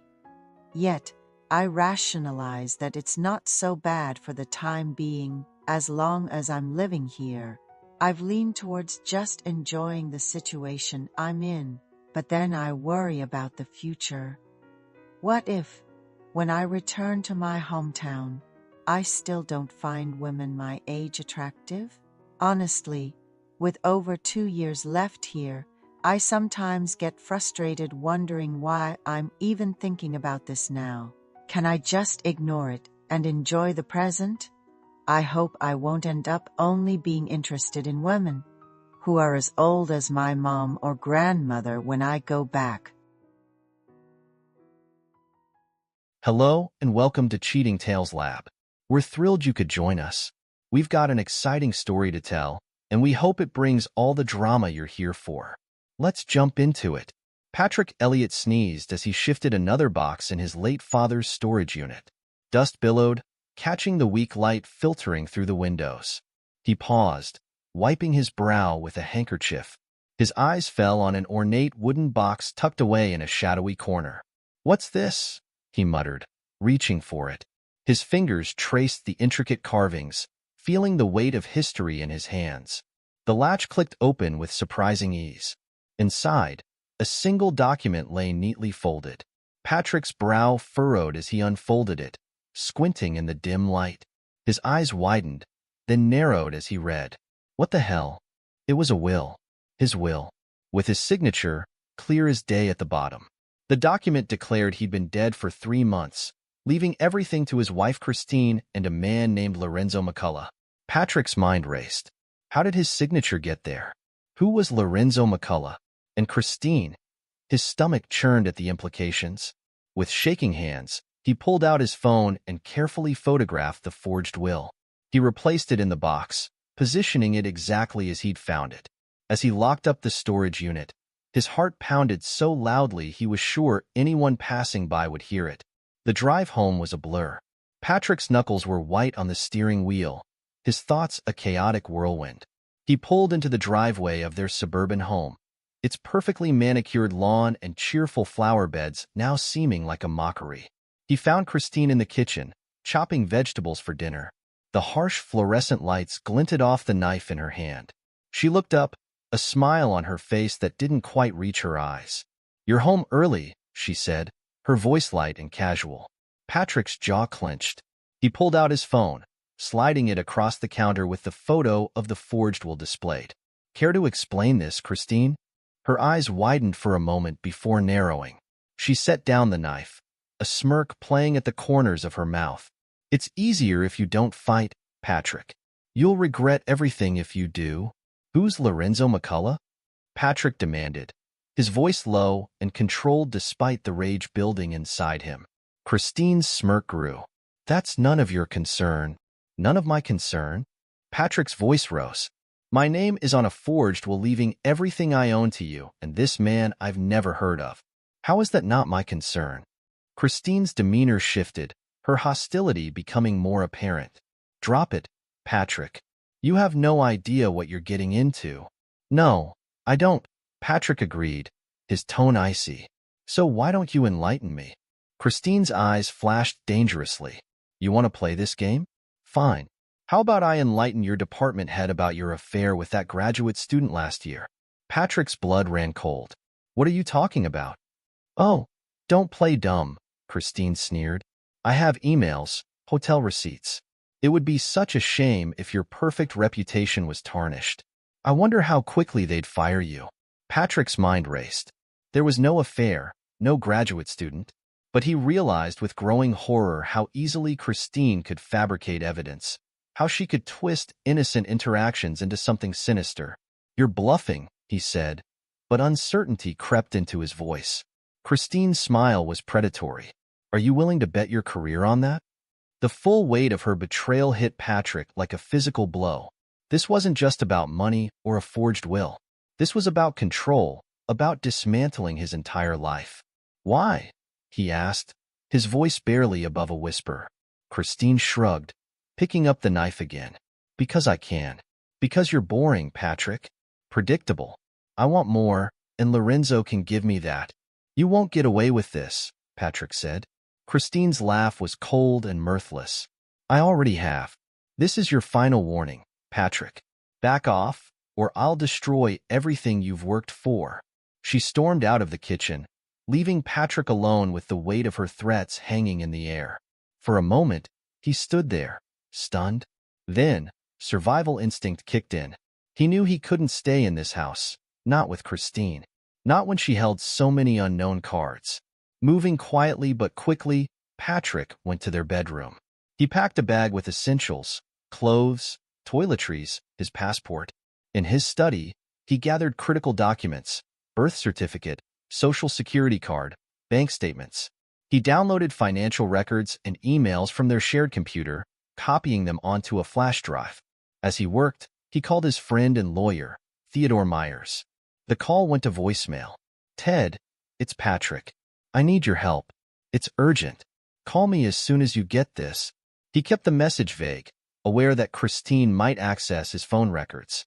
Patrick paused in the study, a thought occurring to him. He set up a hidden camera, positioning it to capture most of the room.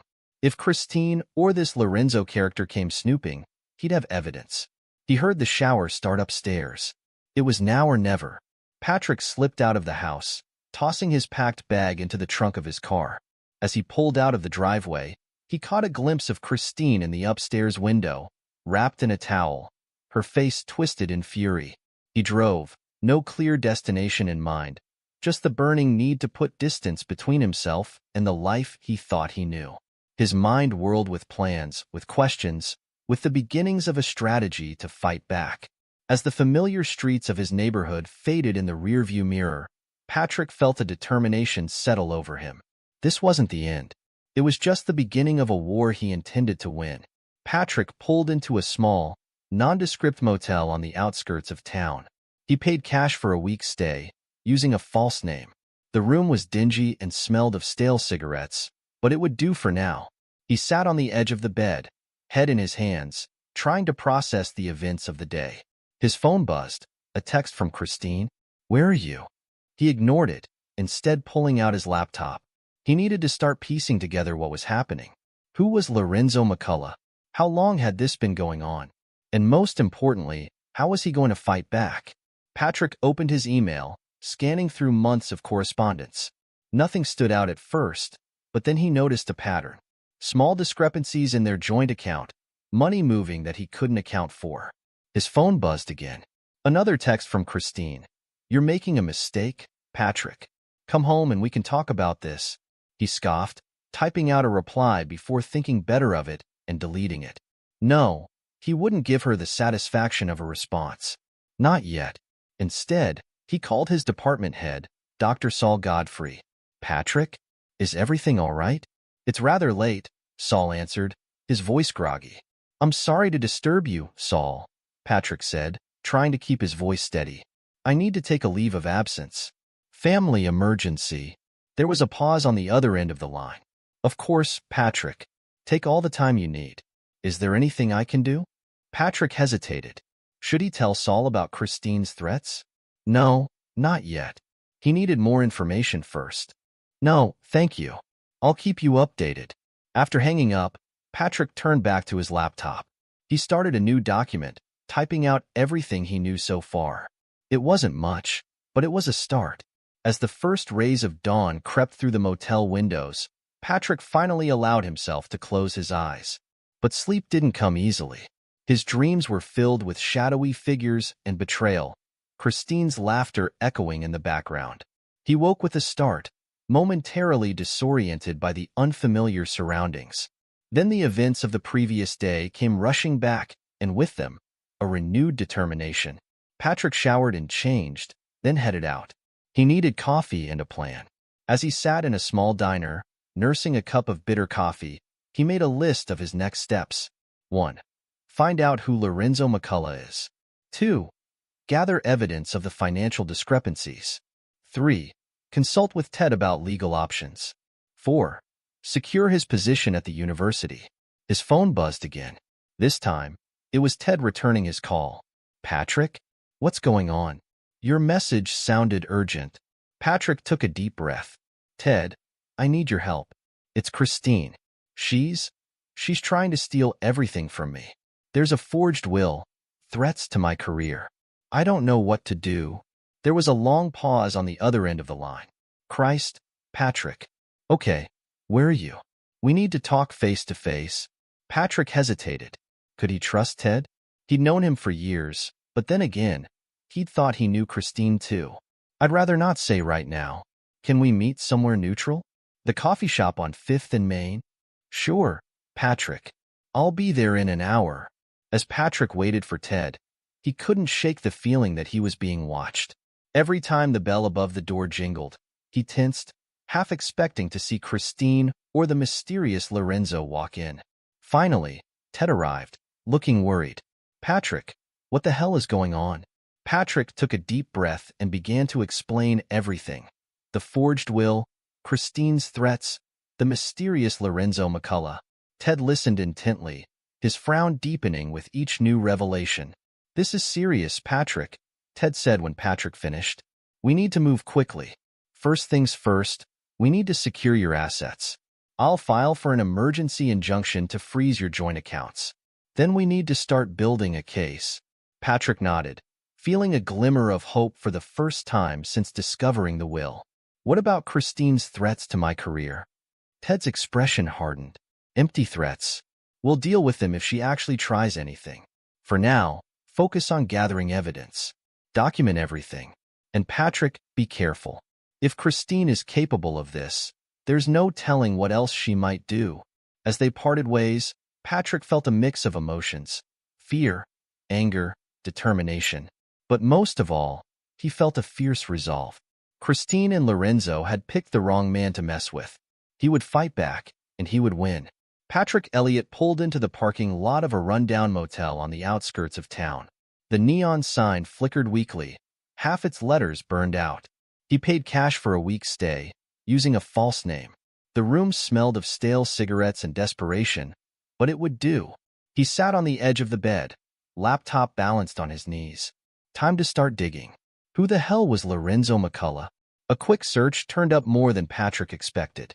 Lorenzo McCullough, charismatic real estate developer. Handsome bastard, too, with a smile that probably made middle-aged housewives swoon. Patrick's jaw clenched as he scrolled through articles and press releases. But there was something off about McCullough's success. Properties that seemed to materialize out of thin air, deals that closed suspiciously fast. Patrick dug deeper, his archaeologist's instinct for uncovering buried secrets kicking in. It took hours of sifting through public records and newspaper archives, but a pattern emerged. Lorenzo had a type: wealthy women, usually married. He'd sweep in, charm them, and somehow end up with their money. The women were left broke and humiliated. Son of a bitch, Patrick muttered. He pulled up his own bank records next. There it was, a series of large transfers from their joint account to a company he didn't recognize. A quick search confirmed his suspicion.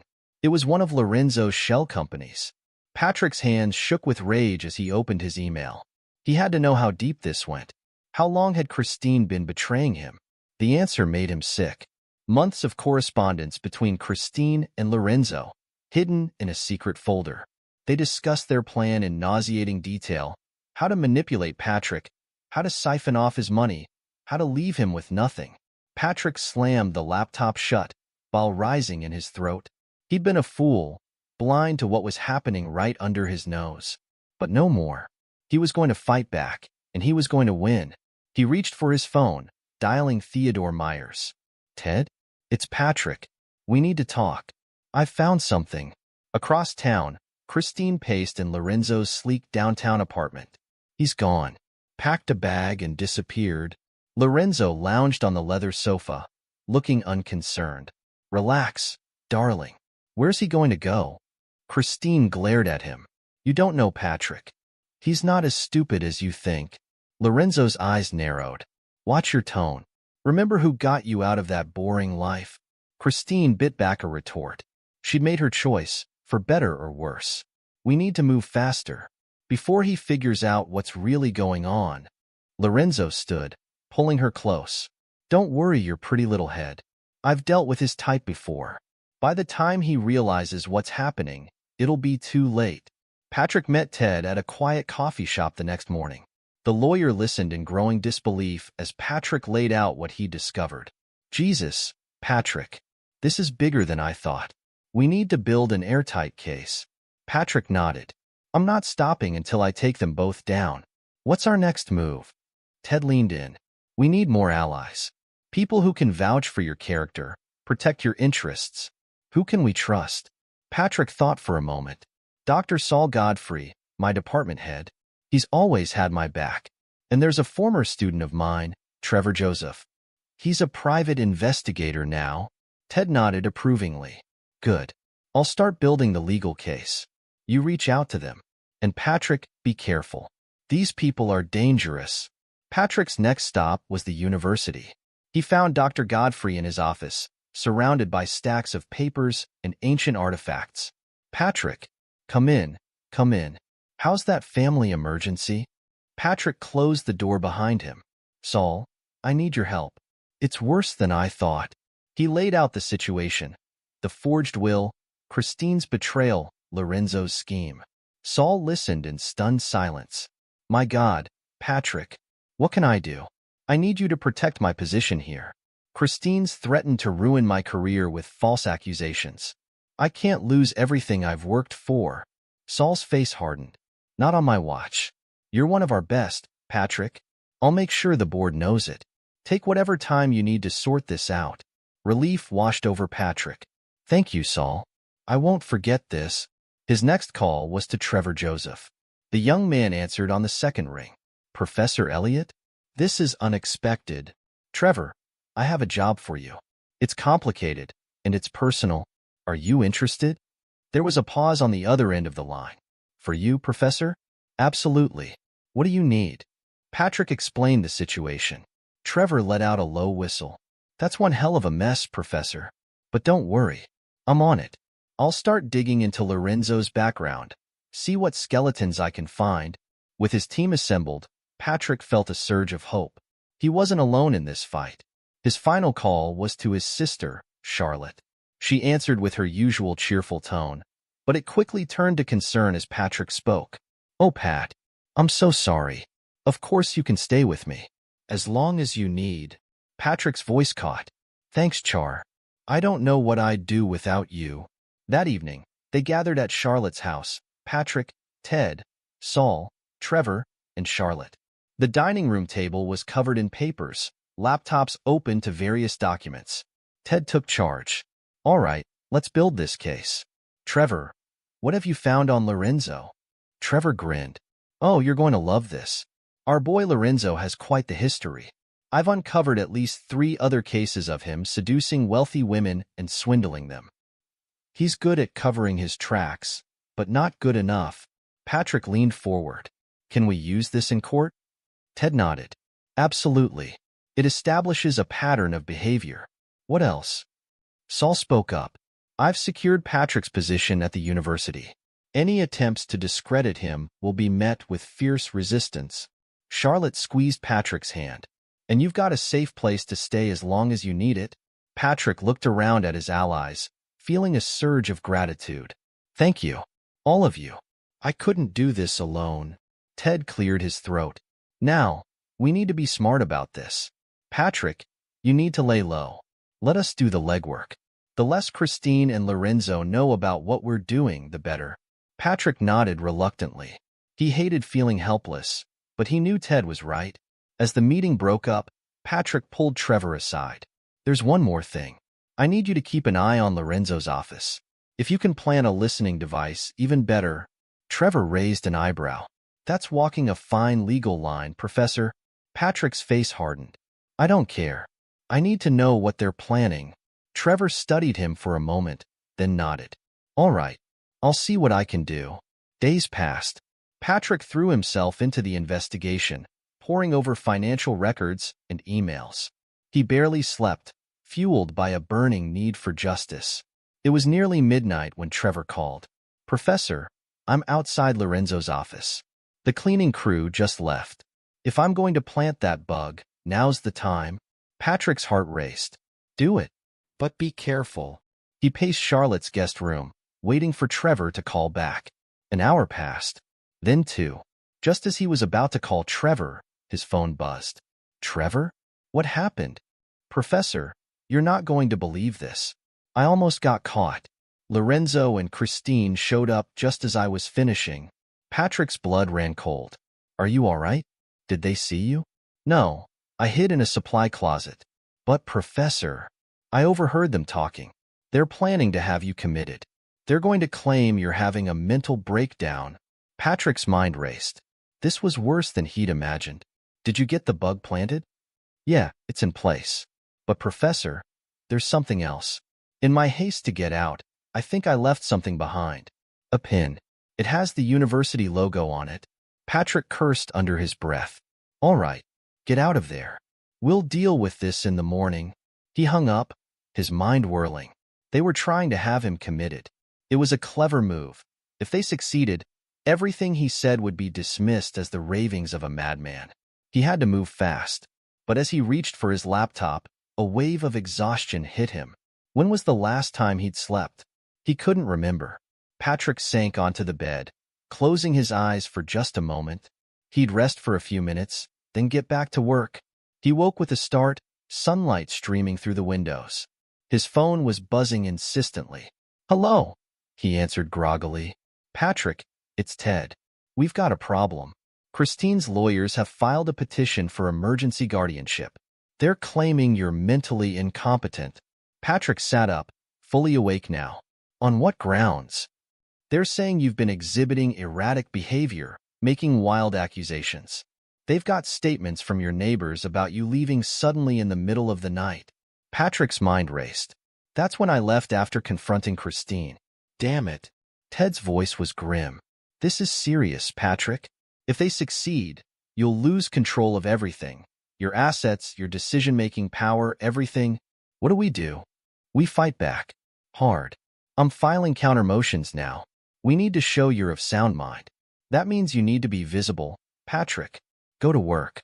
Act normal. Don't give them any ammunition. Patrick nodded, even though Ted couldn't see him. Understood. Thanks, Ted. He hung up. Christine and Lorenzo had underestimated him. They thought he'd run, hide, act irrationally. Instead, he'd face this head-on. As he dressed for work, Patrick caught sight of himself in the mirror.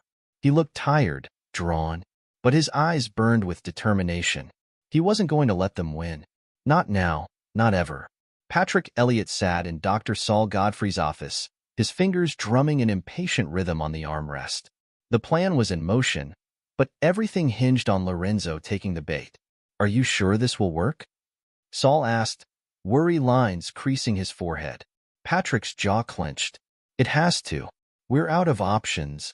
The phone on Saul's desk rang, making them both jump. Saul answered, his eyes widening as he listened. It's for you, he said, handing the phone to Patrick. It's Lorenzo McCullough. Patrick took a deep breath, steeling himself. Mr. McCullough, what a pleasant surprise. Lorenzo's voice oozed charm. Dr. Elliott, I hope I'm not interrupting. I've got a business proposition I think you'll find very interesting. Patrick's free hand clenched into a fist, but his voice remained steady. I'm all ears. I understand you've made quite the archaeological discovery. I'd love to discuss some development opportunities. Perhaps over dinner? Patrick forced a laugh. Why wait? I'm free now if you are. The faculty lounge is private, and I'm sure you'd appreciate the discretion. There was a pause on the other end of the line. Certainly. I'll be there in 20 minutes. Patrick hung up, meeting Saul's concerned gaze. It's on. You know what to do. Saul nodded, reaching for his phone to set the rest of the plan in motion. 20 minutes later, Patrick sat in the faculty lounge, a hidden microphone taped to his chest. The door opened, and Lorenzo McCullough strode in, all gleaming teeth and expensive suit. Dr. Elliott, a pleasure to finally meet you. Lorenzo's handshake was firm, his smile not quite reaching his eyes. Patrick gestured to a chair. Please, sit. I'm curious to hear about these development opportunities. Lorenzo leaned forward, his voice low and conspiratorial. Let's cut to the chase, shall we? I know about the Etruscan artifacts you've uncovered. Priceless, I'm sure. But think of the potential if that land were repurposed. Patrick raised an eyebrow. Repurposed? A luxury resort. Condos. Golf course. The possibilities are endless. Lorenzo's eyes gleamed with greed. Of course, such a project would require creative solutions to certain regulations. Creative solutions? Patrick prompted, his hand casually adjusting his tie, ensuring the microphone picked up every word. Lorenzo chuckled. Come now, Dr. Elliott. We're both men of the world. For the right price, any obstacle can be overcome. Permits expedited, inspections passed, artifacts relocated. Patrick leaned back, his face carefully neutral. And what would my role be in this venture? Your expertise would be invaluable. And of course, your silence. In return, you'd be handsomely compensated. Lorenzo pulled out a piece of paper, sliding it across the table. I've taken the liberty of drafting some preliminary figures. Patrick glanced at the paper, his eyebrows rising at the number of zeros. This is substantial. Lorenzo's smile widened. Consider it a down payment. There's much more where that came from. Patrick stood, pacing the room. It's certainly an intriguing offer, but I have to ask, Mr. McCullough, how can I trust you? After all, I've heard some unsavory rumors about your business practices. Lorenzo's smile faltered for a moment before returning full force. Rumors are just that, Dr. Elliott.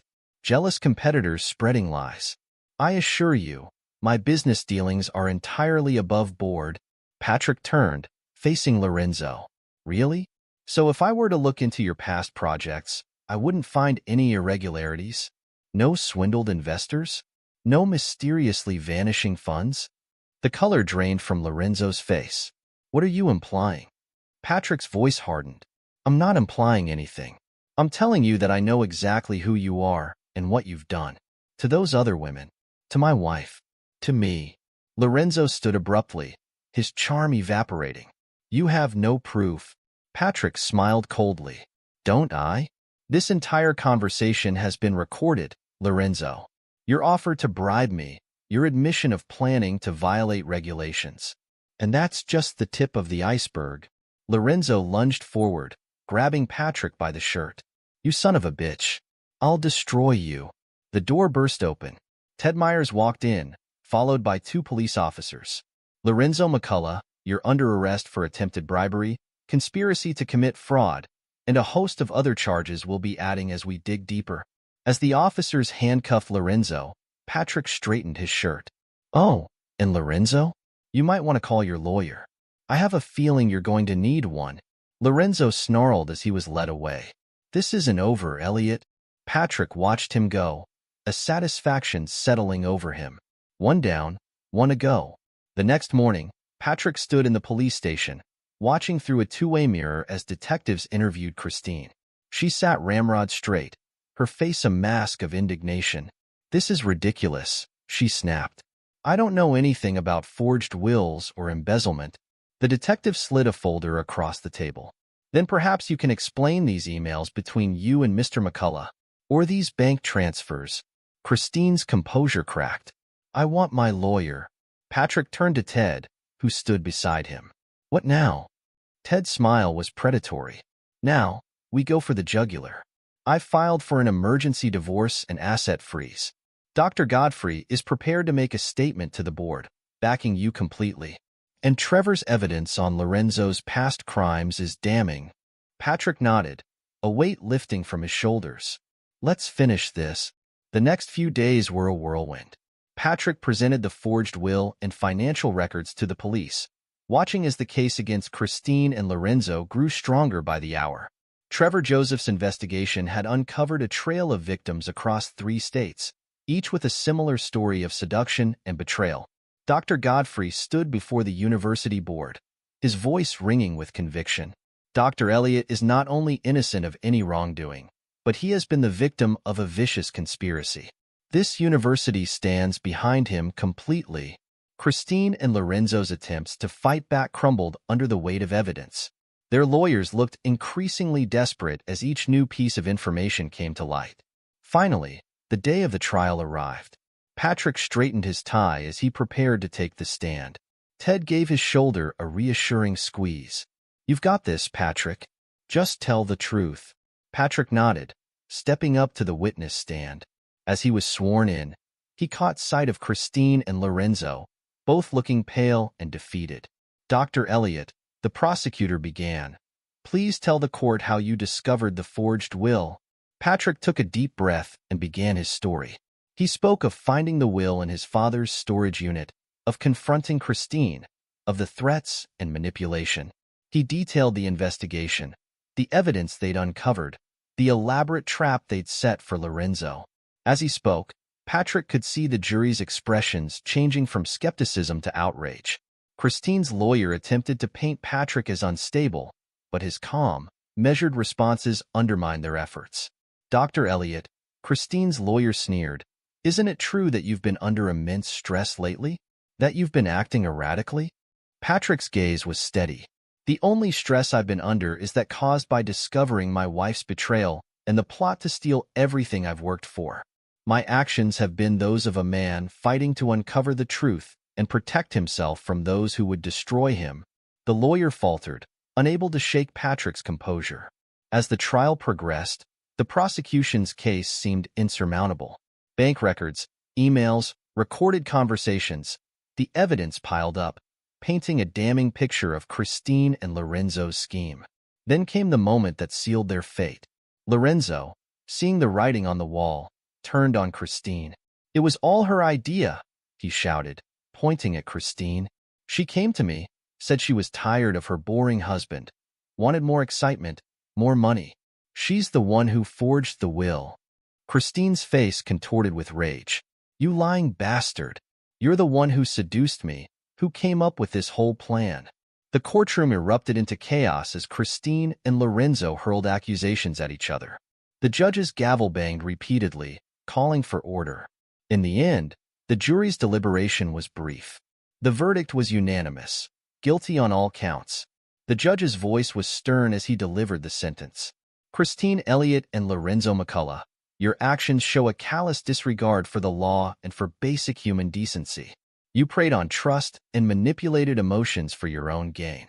I hereby sentence you both to 15 years in prison, with no possibility of parole for 10 years. Patrick watched as Christine and Lorenzo were led away in handcuffs, their faces masks of shock and anger.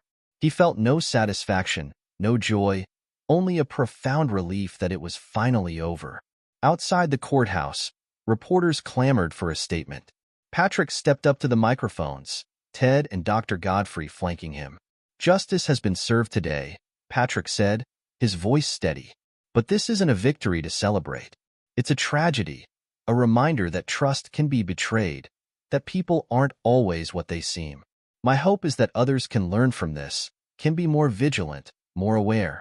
He paused, looking directly into the cameras. "To anyone out there who's been victimized, who's been manipulated or swindled, don't give up. Fight back. The truth will come out." As the reporters shouted questions, Patrick turned away. He caught sight of his sister Charlotte, standing at the edge of the crowd. She gave him a small, proud smile. Patrick walked down the courthouse steps, feeling lighter with each step. The road ahead would be challenging, rebuilding his life, learning to trust again. But he had emerged stronger, wiser, ready to face whatever came next. As he reached the bottom of the steps, Patrick took a deep breath of the crisp autumn air. For the first time in months, he felt hope, not just for himself, but for all those who had been victimized by Christine and Lorenzo. Their reign of deception was over. Patrick turned to Ted and Dr. Godfrey. "Thank you, both of you. I couldn't have done this without you." Ted clapped him on the shoulder. "You did all the hard work, Patrick. We just provided the backup." Dr. Godfrey nodded in agreement. "The university is lucky to have you, Patrick. Take some time off, decompress. Your position will be waiting for you when you're ready." Patrick smiled, genuinely this time. "I appreciate that, Saul. But I think what I need now is to get back to work. To normalcy." As they walked away from the courthouse, Patrick's phone buzzed. It was a text from Trevor. "Drinks to celebrate? First round's on me." Patrick chuckled, typing back a quick reply. "Sounds perfect. Meet you in an hour." He pocketed his phone, looking up at the sky. The sun was breaking through the clouds, casting a warm glow over the city. It felt like a sign, a promise of brighter days ahead. Patrick Elliott had faced betrayal, fought back against seemingly insurmountable odds, and emerged victorious. He had reclaimed his life, exposed the truth, and ensured justice was served. The road ahead would be challenging, but Patrick knew he was ready. He had emerged from this ordeal stronger, wiser, and more determined than ever. As he walked toward his car, Patrick allowed himself a small smile. The future was uncertain, but for the first time in months, he was looking forward to it. This is where our story comes to an end. Share your thoughts in the comment section. Thanks for your time. If you enjoy the story, please subscribe to this channel. Click on the video you see on the screen, and I will see you there. After my cheating ex-wife showed up at our daughter's wedding, she begged me to take her back. Letter from wife. Dear Jeff, as I sit down to put my thoughts into words, I can't help but feel a mix of emotions swirling within me. Leaving you wasn't an easy decision, and I hope you understand that it's not about blame or resentment. It's about acknowledging the changes that have occurred within me and recognizing that I owe it to both of us to address them honestly. Our journey together has been filled with moments of joy, laughter, and shared experiences that I will always treasure. From the early days of our relationship to building a life together, we've weathered storms and celebrated triumphs side by side. But somewhere along the way, I lost sight of myself amidst the familiarity of our routine. I want you to know that this decision isn't a reflection of your worth or our love for each other. It's about me needing to rediscover who I am outside of our relationship. I've spent so long defining myself in relation to you that I've neglected my own dreams and desires. Leaving you this letter is my way of being honest with both of us. I couldn't bear to see the hurt in your eyes or hear the pain in your voice as I try to explain these feelings. It's not fair to either of us to prolong the inevitable, and I hope you can find it in your heart to understand. I wish you nothing but happiness and fulfillment in the days ahead. You deserve someone who can love you wholeheartedly, without reservation or hesitation. And I hope that someday we can look back on our time together with fondness, grateful for the lessons learned and the memories shared. Take care of yourself, Jeff. You'll always hold a special place in my heart. I realize that what I'm about to say might come across as hypocritical and selfish, but the truth is it is selfish. And that's why I've made the decision to leave. I crave the excitement of pursuing someone new, the thrill of a fresh romance, and unfortunately, you can't provide that anymore. When we were younger, you were irresistible, playing guitar with Buddy in the band, riding your Harley in that hot leather jacket, your blonde hair flowing in the wind as you swept me off my feet on the dance floor. Whether it was at a rock and roll club or in a ballroom, you created beautiful paintings of me and the kids. But over time, we became complacent in our relationship. The gigs with the band faded as you took on coaching soccer.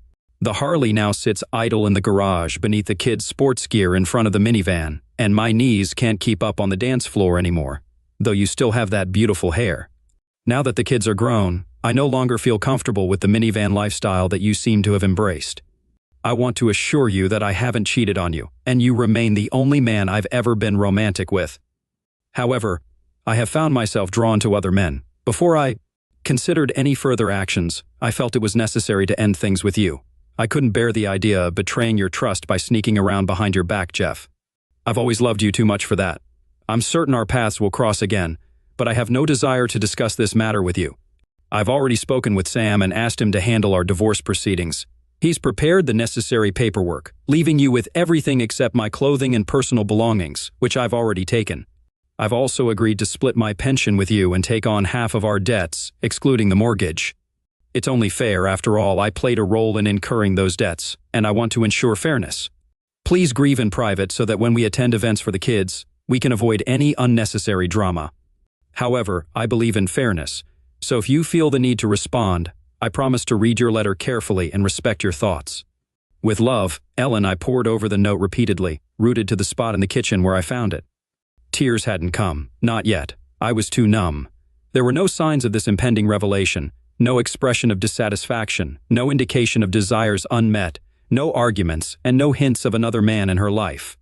We shared touches, kisses, smiles, all the gestures of a couple planning a future together. In fact, I had spent the past year wooing her, attempting to reignite our passion now that our youngest had left for college. I bought jewelry only to be scolded for its expense. She preferred chocolate. I relinquished control of our closeness, believing I was causing her stress by initiating lovemaking. She insisted that holding hands sufficed. Perhaps she did drop a hint, but I brushed it off, attributing it to her adjusting to middle age. So there I stood, the last to realize. I grabbed a beer and stepped into the shower simultaneously. After finishing one, I reached for two more and returned to the shower, leaving behind a trail of water on her floors without fear of reprimand. I drank with determination to exhaust my stash, although, like wine enthusiasts cellar their wines, I stored fine beers. While I didn't dent my beer collection, if I had, I'd have turned to my wines. However, I did make a significant impact on my consciousness. The next morning, I awoke with a throbbing headache, lying undressed on the basement floor. After the shower, I stumbled upstairs, purged everything I'd consumed, crawled into bed, and wept. When I was 11, my grandmother passed away. During her wake and funeral, Grandpa took me aside and imparted wisdom. You have 3 days to mourn a loss. As God resurrected the dead in 3 days, you can resurrect your life. Cry, scream, vent your frustrations. When you're old enough, have a drink, engage in a good brawl, pray. Allow yourself these actions, then move forward. Honor the departed by progressing. A man doesn't dwell on a past. He's lost. He lives in the present he's shaping. In the future he's moving toward. Grandpa's words resonated deeply. I viewed my wife's departure as the end of our marriage. I wept, drank to excess, battered sheetrock walls with my bleeding fists, and used furniture to release my anguish. I yelled, I kicked, I drank. I scarcely ate, justifying that beer consists of grain, yeast, and water akin to bread, and wine is derived from fruit. There, my food groups condensed into 2 bottles. I was on summer break when she chose to leave, waiting until the day after the school year ended. It was a well-timed decision, but by the following Tuesday, I emerged from my mourning. The first thing I did was call my kids. Ellen had already informed them of her choice, and they had desperately tried to reach me. I was too intoxicated to pick up, but I reassured them I was all right. Then I set about tidying up the house and arranged for my favorite charity to collect a truckload of donations. I had no intention of holding on to the remnants of a failed marriage. I kept only the family heirloom furniture, boxing up photos and albums for the kids. Everything else was treated the same way, with the ridiculous knickknacks meeting their end in the trash. What did I care about Spanish pottery or brass cats from Portugal? Over the next couple of days, I made trips to Home Depot, stocking up on flooring, carpet, paint, and new sheetrock. My aim was to transform the house into my own space. The pink and coral walls and frilly curtains were a thing of the past. I also visited Sam's and completed the divorce paperwork. Since it was uncontested with only one lawyer involved, he said it would likely be finalized around the time school resumed. I sold the minivan and traded it in for a '76 Triumph Spitfire convertible, just as I had always dreamed. It was British racing green with beige leather upholstery and chromed wire wheels.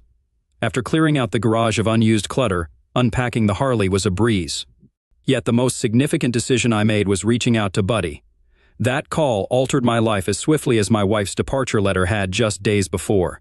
Within half an hour of sharing my news with him, Buddy and the gang were at my doorstep. Buddy had been my closest friend since 3rd grade. We formed our band together, played sports together, took the same classes, and even double-dated. He had been my best man, and I was his. The collapse of my marriage was a profound blow to him, and he wouldn't allow me to navigate the upheaval of my domestic life alone. Our band had disbanded years ago due to life's demands, but our loyal supporters hadn't forgotten us. When I mentioned Buddy and the boys, it's more than just a handful of guys. We played at countless weddings, funerals, parties, and picnics, often offering our services at a discounted rate or for free because we cherished the community that followed us from gig to gig. Good deeds tend to breed more good deeds, and when news spread that I was overhauling my place to make it truly my own, the floodgates of generosity opened wide. Over the next fortnight, painters, carpenters, masons, plumbers, every imaginable tradesman pitched in to fix up much more than just my walls. Within a month, my house had undergone a complete transformation, both inside and out. There's something about a group of guys that attracts a crowd of girls. Their wives and girlfriends began dropping by Project Jeff's house to oversee the renovations, and soon they were bringing along their single friends for what we humorously dubbed Project Jeff's love life. No one was pushy in their matchmaking efforts. It was still too early for that, but it was evident that seeds were being planted. And before long, I found myself out dancing and socializing 2 to 3 nights a week. Spontaneous barbecues and gatherings sprang up at my place, and I was never short of company. Although I wasn't quite ready to dive into a new relationship before finalizing my divorce, Buddy floated the idea of resurrecting the band. In fact, he had already lined up gigs at clubs where we had old connections. Even before the fresh paint had dried on my walls, Buddy and Jeff made a triumphant return, headlining Friday nights at Jimmy's and commanding Saturdays at Cozy Dance Club downtown. He even booked us as a duo for Sunday afternoons at a popular seafood joint by the waterfront. It was as if we had never stopped playing together. We were all at similar stages in our lives, with our kids either grown or independent. We all looked pretty sharp and still had our own hair, well, except for Ronnie, our drummer. We hit the ground running. Our loyal fan base emerged from hibernation, eagerly paying their covers to pack the venues every single night. Whenever my sons had the chance, they'd drop by to lend a hand with the renovations, occasionally even joining in with the band. I ensured they understood not to disclose anything to their mom about me, and to be truthful if she asked. They conveyed that Dad had been upset initially, but has since moved forward and is doing well. My daughter, living in Australia with her fiancé, received similar instructions. I trusted my kids implicitly to honor my wishes, and I knew they were being honest when they assured me that Ellen was kept in the dark about my well-being. To combat loneliness, I focused on cultivating healthy habits, revamping my diet, and ramping up my exercise regimen. I'd never let myself go out of shape, but now I attacked the pool with gusto and hit the road, whether running or biking, with renewed determination. Every evening before heading off to a gig, I hit the weights, alternating between leg days and upper body workouts. Within a month of Ellen's departure, I had rebuilt my home, my social circle, my daily schedule, my relationship with my children, and my physique. It seemed only fitting to respond to her letter. After all, she had initiated the conversation, hadn't she? Dear Ellen, thank you. You were right. Goodbye. Jeff, I sent the email to her, shortened, to the point. It conveyed everything I needed it to. I didn't bother seeking out her new address, and truth be told, I didn't really want it. Rumors floated around about her, whispers of her involvement with a younger man who drove a flashy car and had a silver tongue. They'd been spotted together at shore clubs and beaches. Whenever someone tried to fill me in on her life, I politely declined to listen. But among our shared friends, these snippets pieced together a narrative of a whirlwind romance that spanned from September to June, or perhaps October to June, or even November to May. But none of it mattered to me. I genuinely wished her well. Grandpa's 3-day rule had guided me through, and I was content with the person I had become, too enamored with my present self to dwell on the past. The end of summer marked a melancholy reality for teachers like me, but August was ablaze with musical opportunities. This year was no different. Buddy and I found ourselves booked for festival after festival straight through September. Labor Day saw us performing 2 to 3 times a day. The hectic schedule kept me from checking her email response. It wasn't a deliberate snub. I simply thought our exchange was meant to be brief, a way to tie up loose ends just as she wanted. I was too engrossed in the whirlwind of events and having too much fun to bother with email. In fact, I had almost forgotten about my marital woes when Sam called with news that our divorce proceedings had expedited. As it turned out, a certain clerk with connections to a family court judge was a fan of our band. I was set to be officially single come Friday. After a month and a half of transformative experiences, Friday would mark my return to bachelorhood. We were slated to perform at an arts festival and street fair in town, and suddenly all those scandal-clad women with short skirts and plunging necklines were fair game. Cool. The street was packed when we hit the stage.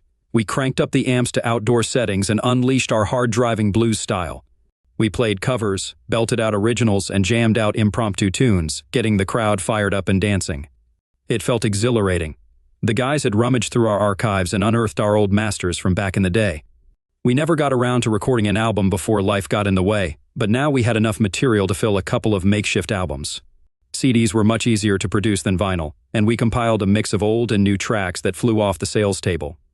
I was receiving looks from women of all ages, signaling that I was more than ready to end my dry spell. Amidst the chaos, I didn't notice Ellen attempting to sneak backstage. As I slung my guitar onto the back bar of my bike, which I had modified years ago for guitar transport, I missed her rushing toward me. I also missed the moment her face fell upon seeing another woman, Michelle, a busty blonde in her 30s, swinging her leg to sit behind me. It was the first time in the entire 25-year life of my bike that someone else had occupied that seat. I didn't see a tear form in Ellen's eye as I drove away from her. I wish I had. Michelle was incredible. I won't delve into explicit details of our encounter or the intensity of our physical connection. You can find that in another story. Let's just say I pursued her relentlessly throughout the night, rebounding like a teenager and reaching heights of satisfaction I hadn't experienced in ages. I completely wore out. By the end of the night, she thanked me for our time together but suggested I not call her again, perhaps wary of the recovery time needed after our escapade. I knew I couldn't avoid Ellen forever, and I didn't. The next time I saw her was at our regular Friday night gig at Jimmy's. She walked in with her new companion and another couple, and they found a table and ordered drinks. As soon as I spotted her, I signaled to the band that we were deviating from our prepared set list. We had a tradition of playing American Woman whenever we spotted an ex-girlfriend in the crowd, and it was always the wronged guy who took the mic. It was our way of standing in solidarity with our friend. We firmly believed that dating an ex of one of us was off limits, and we never crossed that line. As I began playing the guitar riff in the slower, soulful style that Lenny Kravitz had popularized with his cover of the tune, I found myself enjoying American Woman more than ever before. Pouring my heart and soul into the lyrics, the guitar solos resonated with the crowd, igniting their energy. Unaware of Ellen's reaction, I did witness the moment her face fell upon realizing the song was directed at her. But Buddy's wife observed it later. She recounted how tears welled in Ellen's eyes as I sang lines like "Stay away from me" and "Go on and let me be." With emotions flowing freely, Ellen left before the song ended, barely maintaining her composure. Meanwhile, her companion and friend stayed behind, continuing to drink and dance into the night. It was evident that trouble was brewing in paradise. A week later, my older son paid me a visit with some intriguing news. It seemed Ellen and her boy toy had a falling out that same night. He was growing weary of her charms while she struggled to keep up with the energetic lifestyle, both carnally and otherwise, of a man in his 20s. He voiced frustration over Ellen avoiding venues where we performed. Word had spread that the band was back in action, drawing crowds wherever we played. Additionally, he was displeased to learn that Ellen had relinquished her rights to our property in the divorce and had been planning to move into my house. I had suspected him of gold digging, but his audacity was staggering. Perhaps he was unaware of our prenuptial agreement, a precautionary measure devised by Ellen's father, who harbored suspicions about any man's intentions toward his daughter. I had readily agreed to it, as I had no intention of causing her injury. The agreement stipulated that if either of us left the marriage for greener pastures, we forfeited all rights to the family assets, leaving them entirely to the other party. It was likely Ellen remembered this agreement, which might explain why she proposed such an amicable divorce settlement. After Boy Toy sent her packing, Ellen spent the following night in tears, pouring her heart out to the kids over the phone. I sympathized with her plight, but I had already gone through my 3 days of mourning for my marriage and was now free to offer support without being emotionally entangled. However, the kids weren't pleased with my detached attitude. They still saw me as unattached and believed I should welcome their mom back into the family home, at least temporarily, to help her get back on her feet. But I disagreed. Taking her in would mean dealing with the inevitable mood swings that came with menopause, a challenge I had already experienced during our marriage. Adding to that her feelings of rejection by boy toy, the humiliation of crawling back to me, and potential guilt over leaving me in the first place was not something I was eager to handle on a daily basis. I was enjoying my newfound simplicity and independence too much to disrupt it. As days turned into weeks, the kids toned down their insistence to a more reasonable request for assistance, and I obliged by allowing them access to the storage unit I had rented for our furniture and belongings, which were too valuable to discard. Until Ellen found a small apartment of her own, I even lent them the band's truck to help with the move. With the new school year in full swing and a busy schedule for the band, I rarely crossed paths with Ellen. Although we both taught in the same district, we worked in different school buildings, so our encounters were infrequent, and when they did happen, I barely took notice of her. I had become a popular topic of discussion in the rumor mill, perhaps due to the frequent appearances of my Harley or sports car, or maybe it was my increased activity level spilling over into school life, or simply my newfound status as an eligible bachelor. But rumors held little significance for me. The band was thriving, my barbecue parties were legendary for their good times, and I never lacked female companionship. Content as could be, I found myself not missing married life in the slightest. Flying to France for Thanksgiving was a long-held dream of mine, coinciding with the release of Beaujolais Nouveau. And this year, Thanksgiving fell early enough for the calendar to align perfectly. As I packed my bags, I was taken aback when my son called the night before. I left, inviting me to a Thanksgiving dinner at Ellen's. He seemed genuinely upset when I explained I already had plans, but he quickly pivoted to suggesting that we host a family Christmas instead.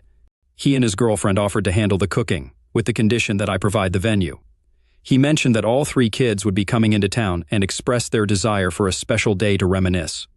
I agreed to the Christmas gathering on the condition that Ellen understood she wasn't welcome to bring a date, and that I would dedicate my attention to the kids. I was surprised to learn from my son that Ellen wasn't dating at all and was actually quite lonely. Despite this revelation, I didn't delve further into her love life. My primary concern was ensuring a harmonious family gathering without any awkwardness caused by a new romantic interest. I extended the invitation for them to stay at my home for as long as they wished, preferring that all the kids stay together rather than in a hotel. However, my son expressed concern that Ellen might feel uncomfortable leaving while everyone else stayed on. After mulling over his words, I realized that this reunion would be the first time our family could all be together since the kids moved out. I acknowledged that Ellen belonged there too. So invite her to stay as well, I told my son, but she'll have to accept sleeping in the guest room. I don't think it would be wise for her to stay in her old room. If you bring guests, they'll need to share your room or find accommodations elsewhere. Thanks, Dad. This means a lot to all of us, my son replied gratefully. Christmas that year fell on a Saturday, and the festivities began on Thursday night as everyone arrived. My daughter and her fiancé flew in from Australia, while my son and his girlfriend drove in from Boston, picking up my youngest, who was in college there. Ellen arrived about 10 minutes before them, and I observed her sitting in her car, seemingly nervous. Witnessing them all gather in the front yard, hugging and kissing, I couldn't help but feel a twinge of sentimentality for the first time since emerging from my 3 days of mourning. As the 6 of them entered through the front door, they were met with a warm and welcoming atmosphere. It occurred to me that neither my daughter nor my ex-wife had set foot in the house since I remodeled it, so there was an element of surprise in their homecoming. Yet I had adorned the house with Christmas decorations much in the same fashion as we had done for years. Candles, nutcrackers, and centerpieces adorned the space, albeit now on my new furniture. The Christmas tree, adorned with old ornaments collected from vacations and handmade ones from the kids' art classes, stood proudly in its customary place. I had added a fireplace during the renovations, and its warm glow added to the festive ambience. The aroma of pine, crackling fire, and mulled cider enveloped the room. Plates of cookies and fudge dotted every available surface, and the table was set with the fine china that had been passed down from Ellen's grandmother as our wedding gift many years ago. It was evident that I had transformed our house into my home, and it was more than ready to host Christmas for my family. Despite everything that had transpired, they were undeniably my family. The kids, though grown, were still my flesh and blood, and despite our divorce, Ellen had held the key to my heart for most of my adult life. There was a flurry of excitement as they explored the house. I had restored the kids' bedrooms to almost exactly how they remembered. with minor updates such as toning down the hot pink in my daughter's room to a softer pastel shade.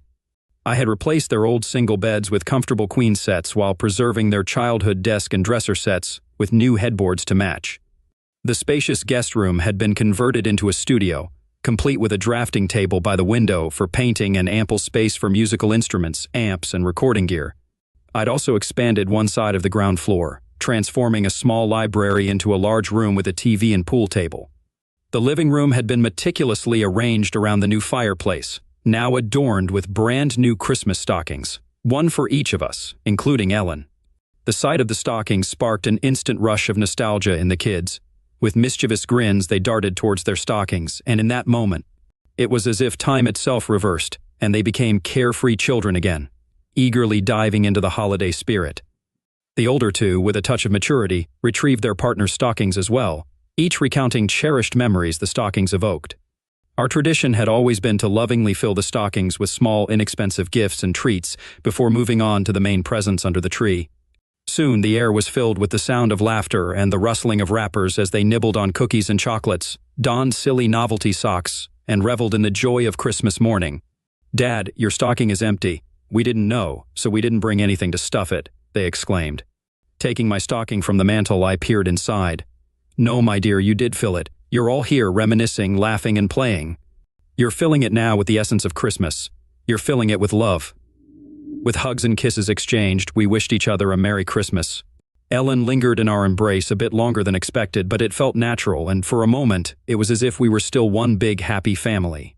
As the kids realized there were probably presents under the tree, the excitement of childhood Christmases flooded back. Gifts were exchanged, the feast was enjoyed, and after the dishes were cleared, the guitars came out for our customary Christmas jam session. As the night grew late, we began to retire to our respective sleeping quarters.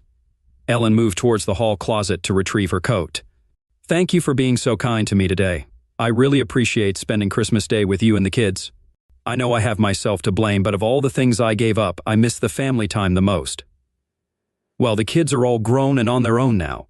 This gathering would be just as rare even if we were still together," I responded, acknowledging the bittersweet reality of our situation. "I understand, but I also miss the quality time we used to share, just the two of us. You know, the time when it was just us as a couple. I suppose I'm finally apologizing to you. I really messed up what could have been a great life for both of us. Don't be so hard on yourself. We always encouraged our kids to pursue their dreams, to find happiness, and you did just that. We still have fulfilling lives, they're just different now." She gave me a disbelieving look. "So you're telling me you don't value what we had? After today, you don't feel any nostalgia, regret for what we've lost?" "Ellen, we had today, and it was wonderful." "What exactly do you think we've lost?" "We lost each other. I lost you, and I'll never forgive myself for it. And it seems like you couldn't care less." Tears streamed down her face. I wrapped my arm around her, and she broke down completely. I had already shed my tears when she first arrived, but I felt a pang of sadness seeing her like this on Christmas Day. When she calmed down, I reminded her of our college days when she had ended things with me. She had been worried that things were getting too serious too quickly and needed time to decide if she truly wanted a lifelong commitment to one person. I recounted how hurt I had been when she left, but that I couldn't bear to be with someone who wasn't fully committed to me.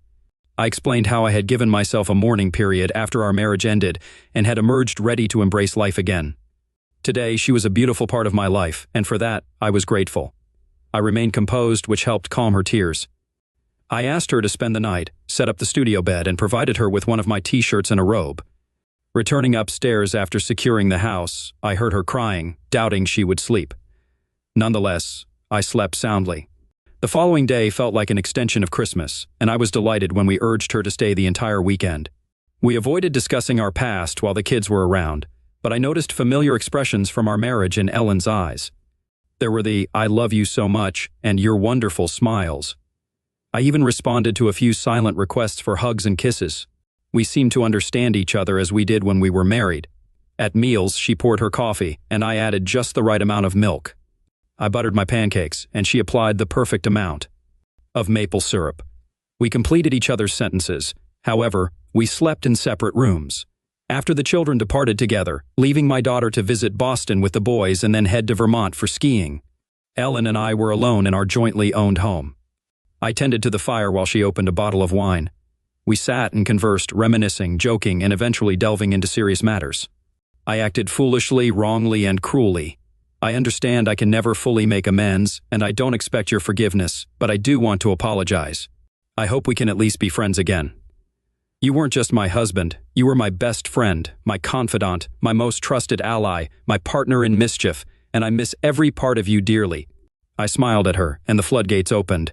Ellen spoke eloquently, recounting how she fell into boredom, realizing now that she had pushed me away to create the passionless void we both endured. She described the excitement of meeting a flattering younger man and the temptation of a clandestine affair. She admitted to demonizing me to justify her actions, portraying me as the villain when she was the one behaving monstrously. Her narrative oscillated between the thrill of betrayal and anger that I didn't fight for her, that I seemed indifferent and allowed her to slip away. She confessed to feeling jealous of my life when I bounced back and resumed the lifestyle I enjoyed before we met, especially when she saw another woman riding on the back of my Harley. Her jealousy turned to rage as she witnessed me with different women, each offering something she perceived as superior to what she had given me. Her emotional state plummeted after the divorce was finalized, discovering that her younger lover had a pattern of dating married women until they were single, then discarding them. It seemed he enjoyed spending their husband's money. Ever since his father, a traditionalist who strongly disapproved of his son's affair-breaking habits, disowned him and cut him off from his trust funds. She struggled to find another prospect after the breakup. It appeared that the eligible men her age were either already taken or unwilling to commit to a woman who had cheated on her loyal first husband. While there were plenty of men willing to buy her drinks, dance with her, or spend the night, there were no lasting options. Younger men were content to date her. After all, she maintained her attractiveness and allure when she chose to engage. However, they weren't interested in a long-term relationship with someone going through menopause. Starting a family under those circumstances posed a challenge. I listened to her vent until she ran out of steam. I poured us both another glass of wine and handed hers to her with a smile. Well, from what you've told me, I suppose you made some pretty foolish choices, but you don't owe me anything.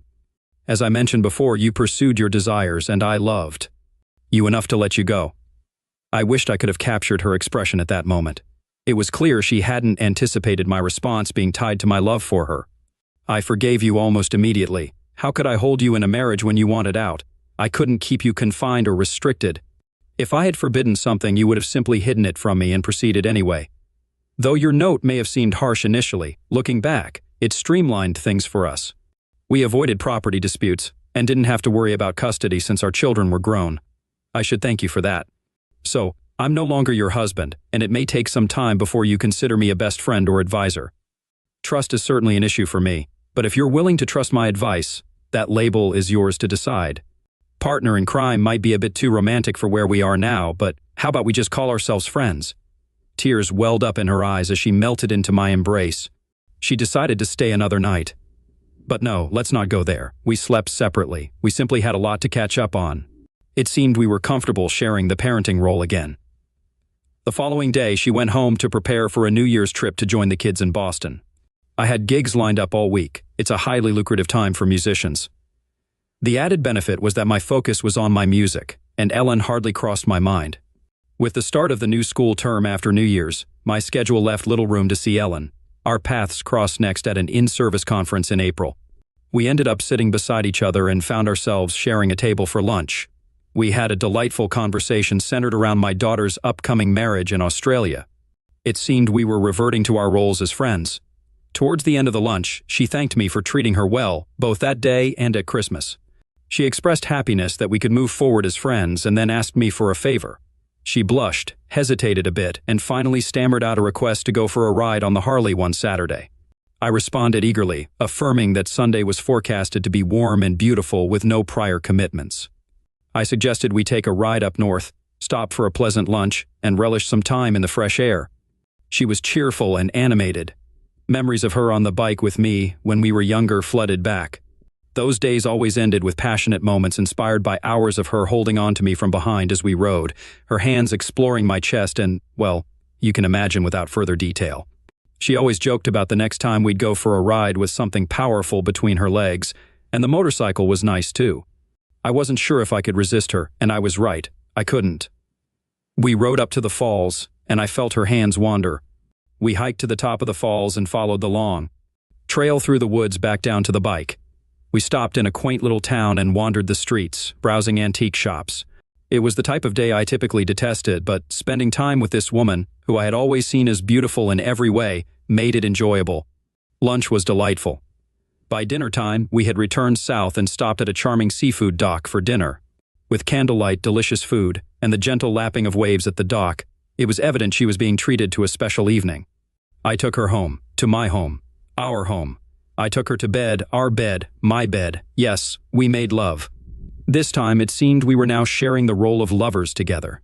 We continued seeing each other for dinner and a movie the following week, and yes, we made love again. We even had lunch together a couple of times. However, we never discussed where our relationship was heading. The idea of exclusivity didn't cross either of our minds. Our daughter's wedding was approaching rapidly. We had meticulously gone over all the details, and I had proudly covered all the expenses without complaint. The band had made good money playing at festivals. We had paid off the mortgage while still married, had minimal credit card debt, and I had a stable, full-time job with a top-tier salary and no dependents to support. While I wasn't swimming in wealth, I was comfortable and had savings in the bank. The only detail we hadn't shared was our travel plans. We had each made separate arrangements, but we were both staying at the hotel where all the guests would gather. When we compared notes, we realized we were booked on the same flight. I invited her to meet me at my house and share the car I had hired to take us to the airport. On the day of the trip, Ellen arrived early. I had barely rinsed out the coffee pot and started the dishwasher with the breakfast dishes when the car pulled into the driveway. Our driver swiftly took us to JFK. After checking our bags curbside, we headed into the terminal together. Since there weren't many direct flights from JFK to Sydney that day, the check-in counter wasn't crowded, and we joined the line together. I stepped up after Ellen, and the counter attendant asked why I hadn't used the shorter line for first-class passengers. Although I had purchased a first-class ticket due to the long flight duration, I typically opted for cheaper fares and hadn't realized the benefits included express check-in. The ticket agent found it amusing and directed me to the first-class lounge. Ellen was waiting for me there, and we cleared security together before heading to the lounge. At the desk, I checked in, and the attendant didn't question Ellen's entry with a coach ticket but offered to upgrade her to first class to sit next to me. Call me sentimental or whatever else you like, but something about flying halfway around the world with the mother of my daughter to attend her wedding in. First-class seats that reclined into beds while she cramped in coach with no legroom just didn't sit right with me. When we boarded the plane by rows, I made her wait with me. Initially annoyed and worried about losing her seat to a standby passenger, she began to work up a fuss. I explained that I had checked her in when we arrived at the lounge, diffusing her irritation. Of course, any remaining annoyance vanished completely when she was seated beside me in first class, and I presented the mother of the bride rationale. Her mood shifted to a degree that had me briefly entertaining thoughts of joining the Mile High Club. But don't be absurd, dear reader. Public displays of affection aren't my style, especially not in the confines of an airplane lavatory. We landed in Sydney, and the week was pure magic. We toured, visited, and best of all, witnessed my daughter embark on her own marriage journey. I can't express enough how proud I felt uttering my sole line, "Her mother and I do," as I gave her away after walking her down the aisle. At the reception, I escorted Ellen and savored the customary dances. Among the evening's highlights was when her brothers and I joined the band for a spirited rendition of All American Girl, our musical tribute to our little girl. Following the festivities, Ellen, the boys, and I convened in the hotel lounge. One of them cut to the chase. "So, what's going on with you two?" "Nothing new, sweetie," Ellen replied. "Your dad and I are simply embracing our roles as your parents. We've moved past our past and are relishing life. Is that all right with you?" "Yeah, Mom, it just seems like more than that. It seems like you're getting close again. Maybe even, I don't know, getting back together?" "Honey, I'm not oblivious. I had a moment of insanity a while back and made a foolish mistake." "All right, I was foolish then, incredibly foolish. I own up to that and I accept the consequences. Your dad and I have discussed it, and what he said is true. Just like we always taught you, I made a decision. I left the relationship and I accept the consequences." The boys turned to me for input. Having nothing further to contribute, I sat there with a smile, savoring a delightful local Australian ale. "Come on, Dad," Mom answered the question. "Do we get to hear from you?" "Boys, you should be grateful we didn't spend the week here hurling hurtful remarks at each other. I hear that's what divorced couples often do at events like this. Beyond that, I believe your inquiry generally delves into my romantic life, which is off limits. Didn't I teach you not to kiss and tell? So why would I?" "But Dad, you love Mom. It's obvious to all of us." And we're both old enough to understand when a girl says she wants to be just friends. So, without giving me nightmares and unpleasant mental images of your love life, just tell us, are you and Mom more than just friends? Son, given our history, if we're friendly, it will always surpass mere friendship. She's the love of my life, the mother of my children, and the greatest friend I've ever had. It's one of those things humans can't simply switch on or off. Beyond that, I can't provide an answer because that part of our life story has yet to be written. We chatted a bit longer before retiring to our respective rooms. Just as I had slipped into my pajamas, there was a knock on the door. It was Ellen. I welcomed her in, and we climbed into bed. She expressed gratitude for the first-class upgrade, and before I could catch my breath, she began thanking me for the wonderful week we'd had. She thanked me for approaching my daughter's wedding as a team, and for what I had told the boys in the lounge. Exhausted from the onslaught of gratitude, I could barely keep up. She stayed for breakfast, which I ordered from room service. The journey home felt like a dream. Upon arriving at my house, before she left, Ellen gave me a deep kiss. I want you to know that I'm here for you. Whatever you want, whenever you want. Somewhere along the line, I forgot why I loved you. Somewhere in the routine of being an adult, I forgot how much I loved you. Leaving you was the biggest mistake I could have made. I threw away the most precious thing I could ever have. Hurting you will always be the biggest regret of my life, and I wish I could turn back the clock. Whatever you need, whenever you need it, just let me know. Need a tennis partner? Call me. Need a roadie? Groupie? Backup singer? I'm your girl. Need a lover? I'm your woman. Whether it's having love made to me, using me, or making love to me, I'm there. Need a meal cooked? I'll do it. I'll clean, fold your laundry, do the dishes and windows. I'll never ask or expect exclusivity. I know I gave that up. But if you ever ask, the answer is yes. Friend, girlfriend, mistress, lover, wife. Just ask. Thank you for being you. You're wonderful. And if you ever decide to settle down with someone else, count on me to let her know what she has and that she better make you happy, or I'll be waiting. That's really sweet of you, Ellen. I've been so happy that we've been able to reconnect. I'm just not sure I'm comfortable putting labels on us. I don't know where we're headed. I'm just glad we're on this journey together, at least part of the time. I've spent my whole life living with women and usually doing their bidding. First my mom and sister, then right after college, marrying you. I kind of enjoy living in a home where I determine the colors and clutter levels. I like cooking my own food the way I like it, and having the fridge stocked with my favorites. I love playing in the band, and I have to admit, having an open love-making life has been good for me. I don't plan on changing that anytime soon. Do you remember the note I wrote in response to your letter? Yes. You said I was right, thanked me, and said goodbye. You didn't. Or even sign it love. I meant every word in that note. You were right, we were stagnant and needed a change. The thank you and goodbye were sincere. Anything about love would have felt insincere and out of place. Anything else I could have said would have either been spiteful or made me seem like a pathetic beggar. I'm not good at that, so I wrote what needed to be said and left it at that. What needs to be written now? Tom, not a thing. I've shown you everything you need to know. Yes, you have. You've shown me that you care. You've shown me you still find me attractive, and hot even. You've shown me you want me. You stand by me where the children are concerned. You've shown you love me more than a casual lover, enough even to share dinner and breakfast. You enjoy my company enough to date me. You respect me and our history enough to upgrade me to first class, pay for our daughter's wedding completely without asking a cent from me, and declare to our sons that I'm the love of your life. The only thing that seems to be missing is a more full-time role, being your wife. I want you to know I understand that and will never press you on that topic. I know I gave that right away, but understand that if you ever choose to ask, the answer is yes in advance. And I'll be praying every day of my life for the chance to say it. With that, she kissed me goodnight. Sure, I considered what she said, but come on, let's be realistic. I may be whipped, but why settle for just one? I had everything I could want. My own home, grown children, financial security, an ex-wife dedicated to winning me back, who admitted she'd do anything, anytime, a fit body with all my hair, a successful band and a Harley, and a steady stream of women vying to ride on the back of my bike and join me for after-parties. Sure, I loved Ellen enough, and there was that idea of having someone to share my golden years with. But really? Maybe I'd change my mind when we hit 60, but not now. I didn't pen a Dear Jeff letter, so I didn't feel accountable for any consequences. I'd forgiven her, made amends, and my life was in order.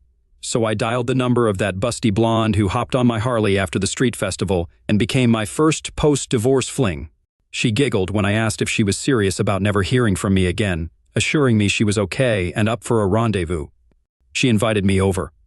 Even as I revved up the Harley to head to her place, I knew someday I'd propose to Ellen again. But that day wasn't today.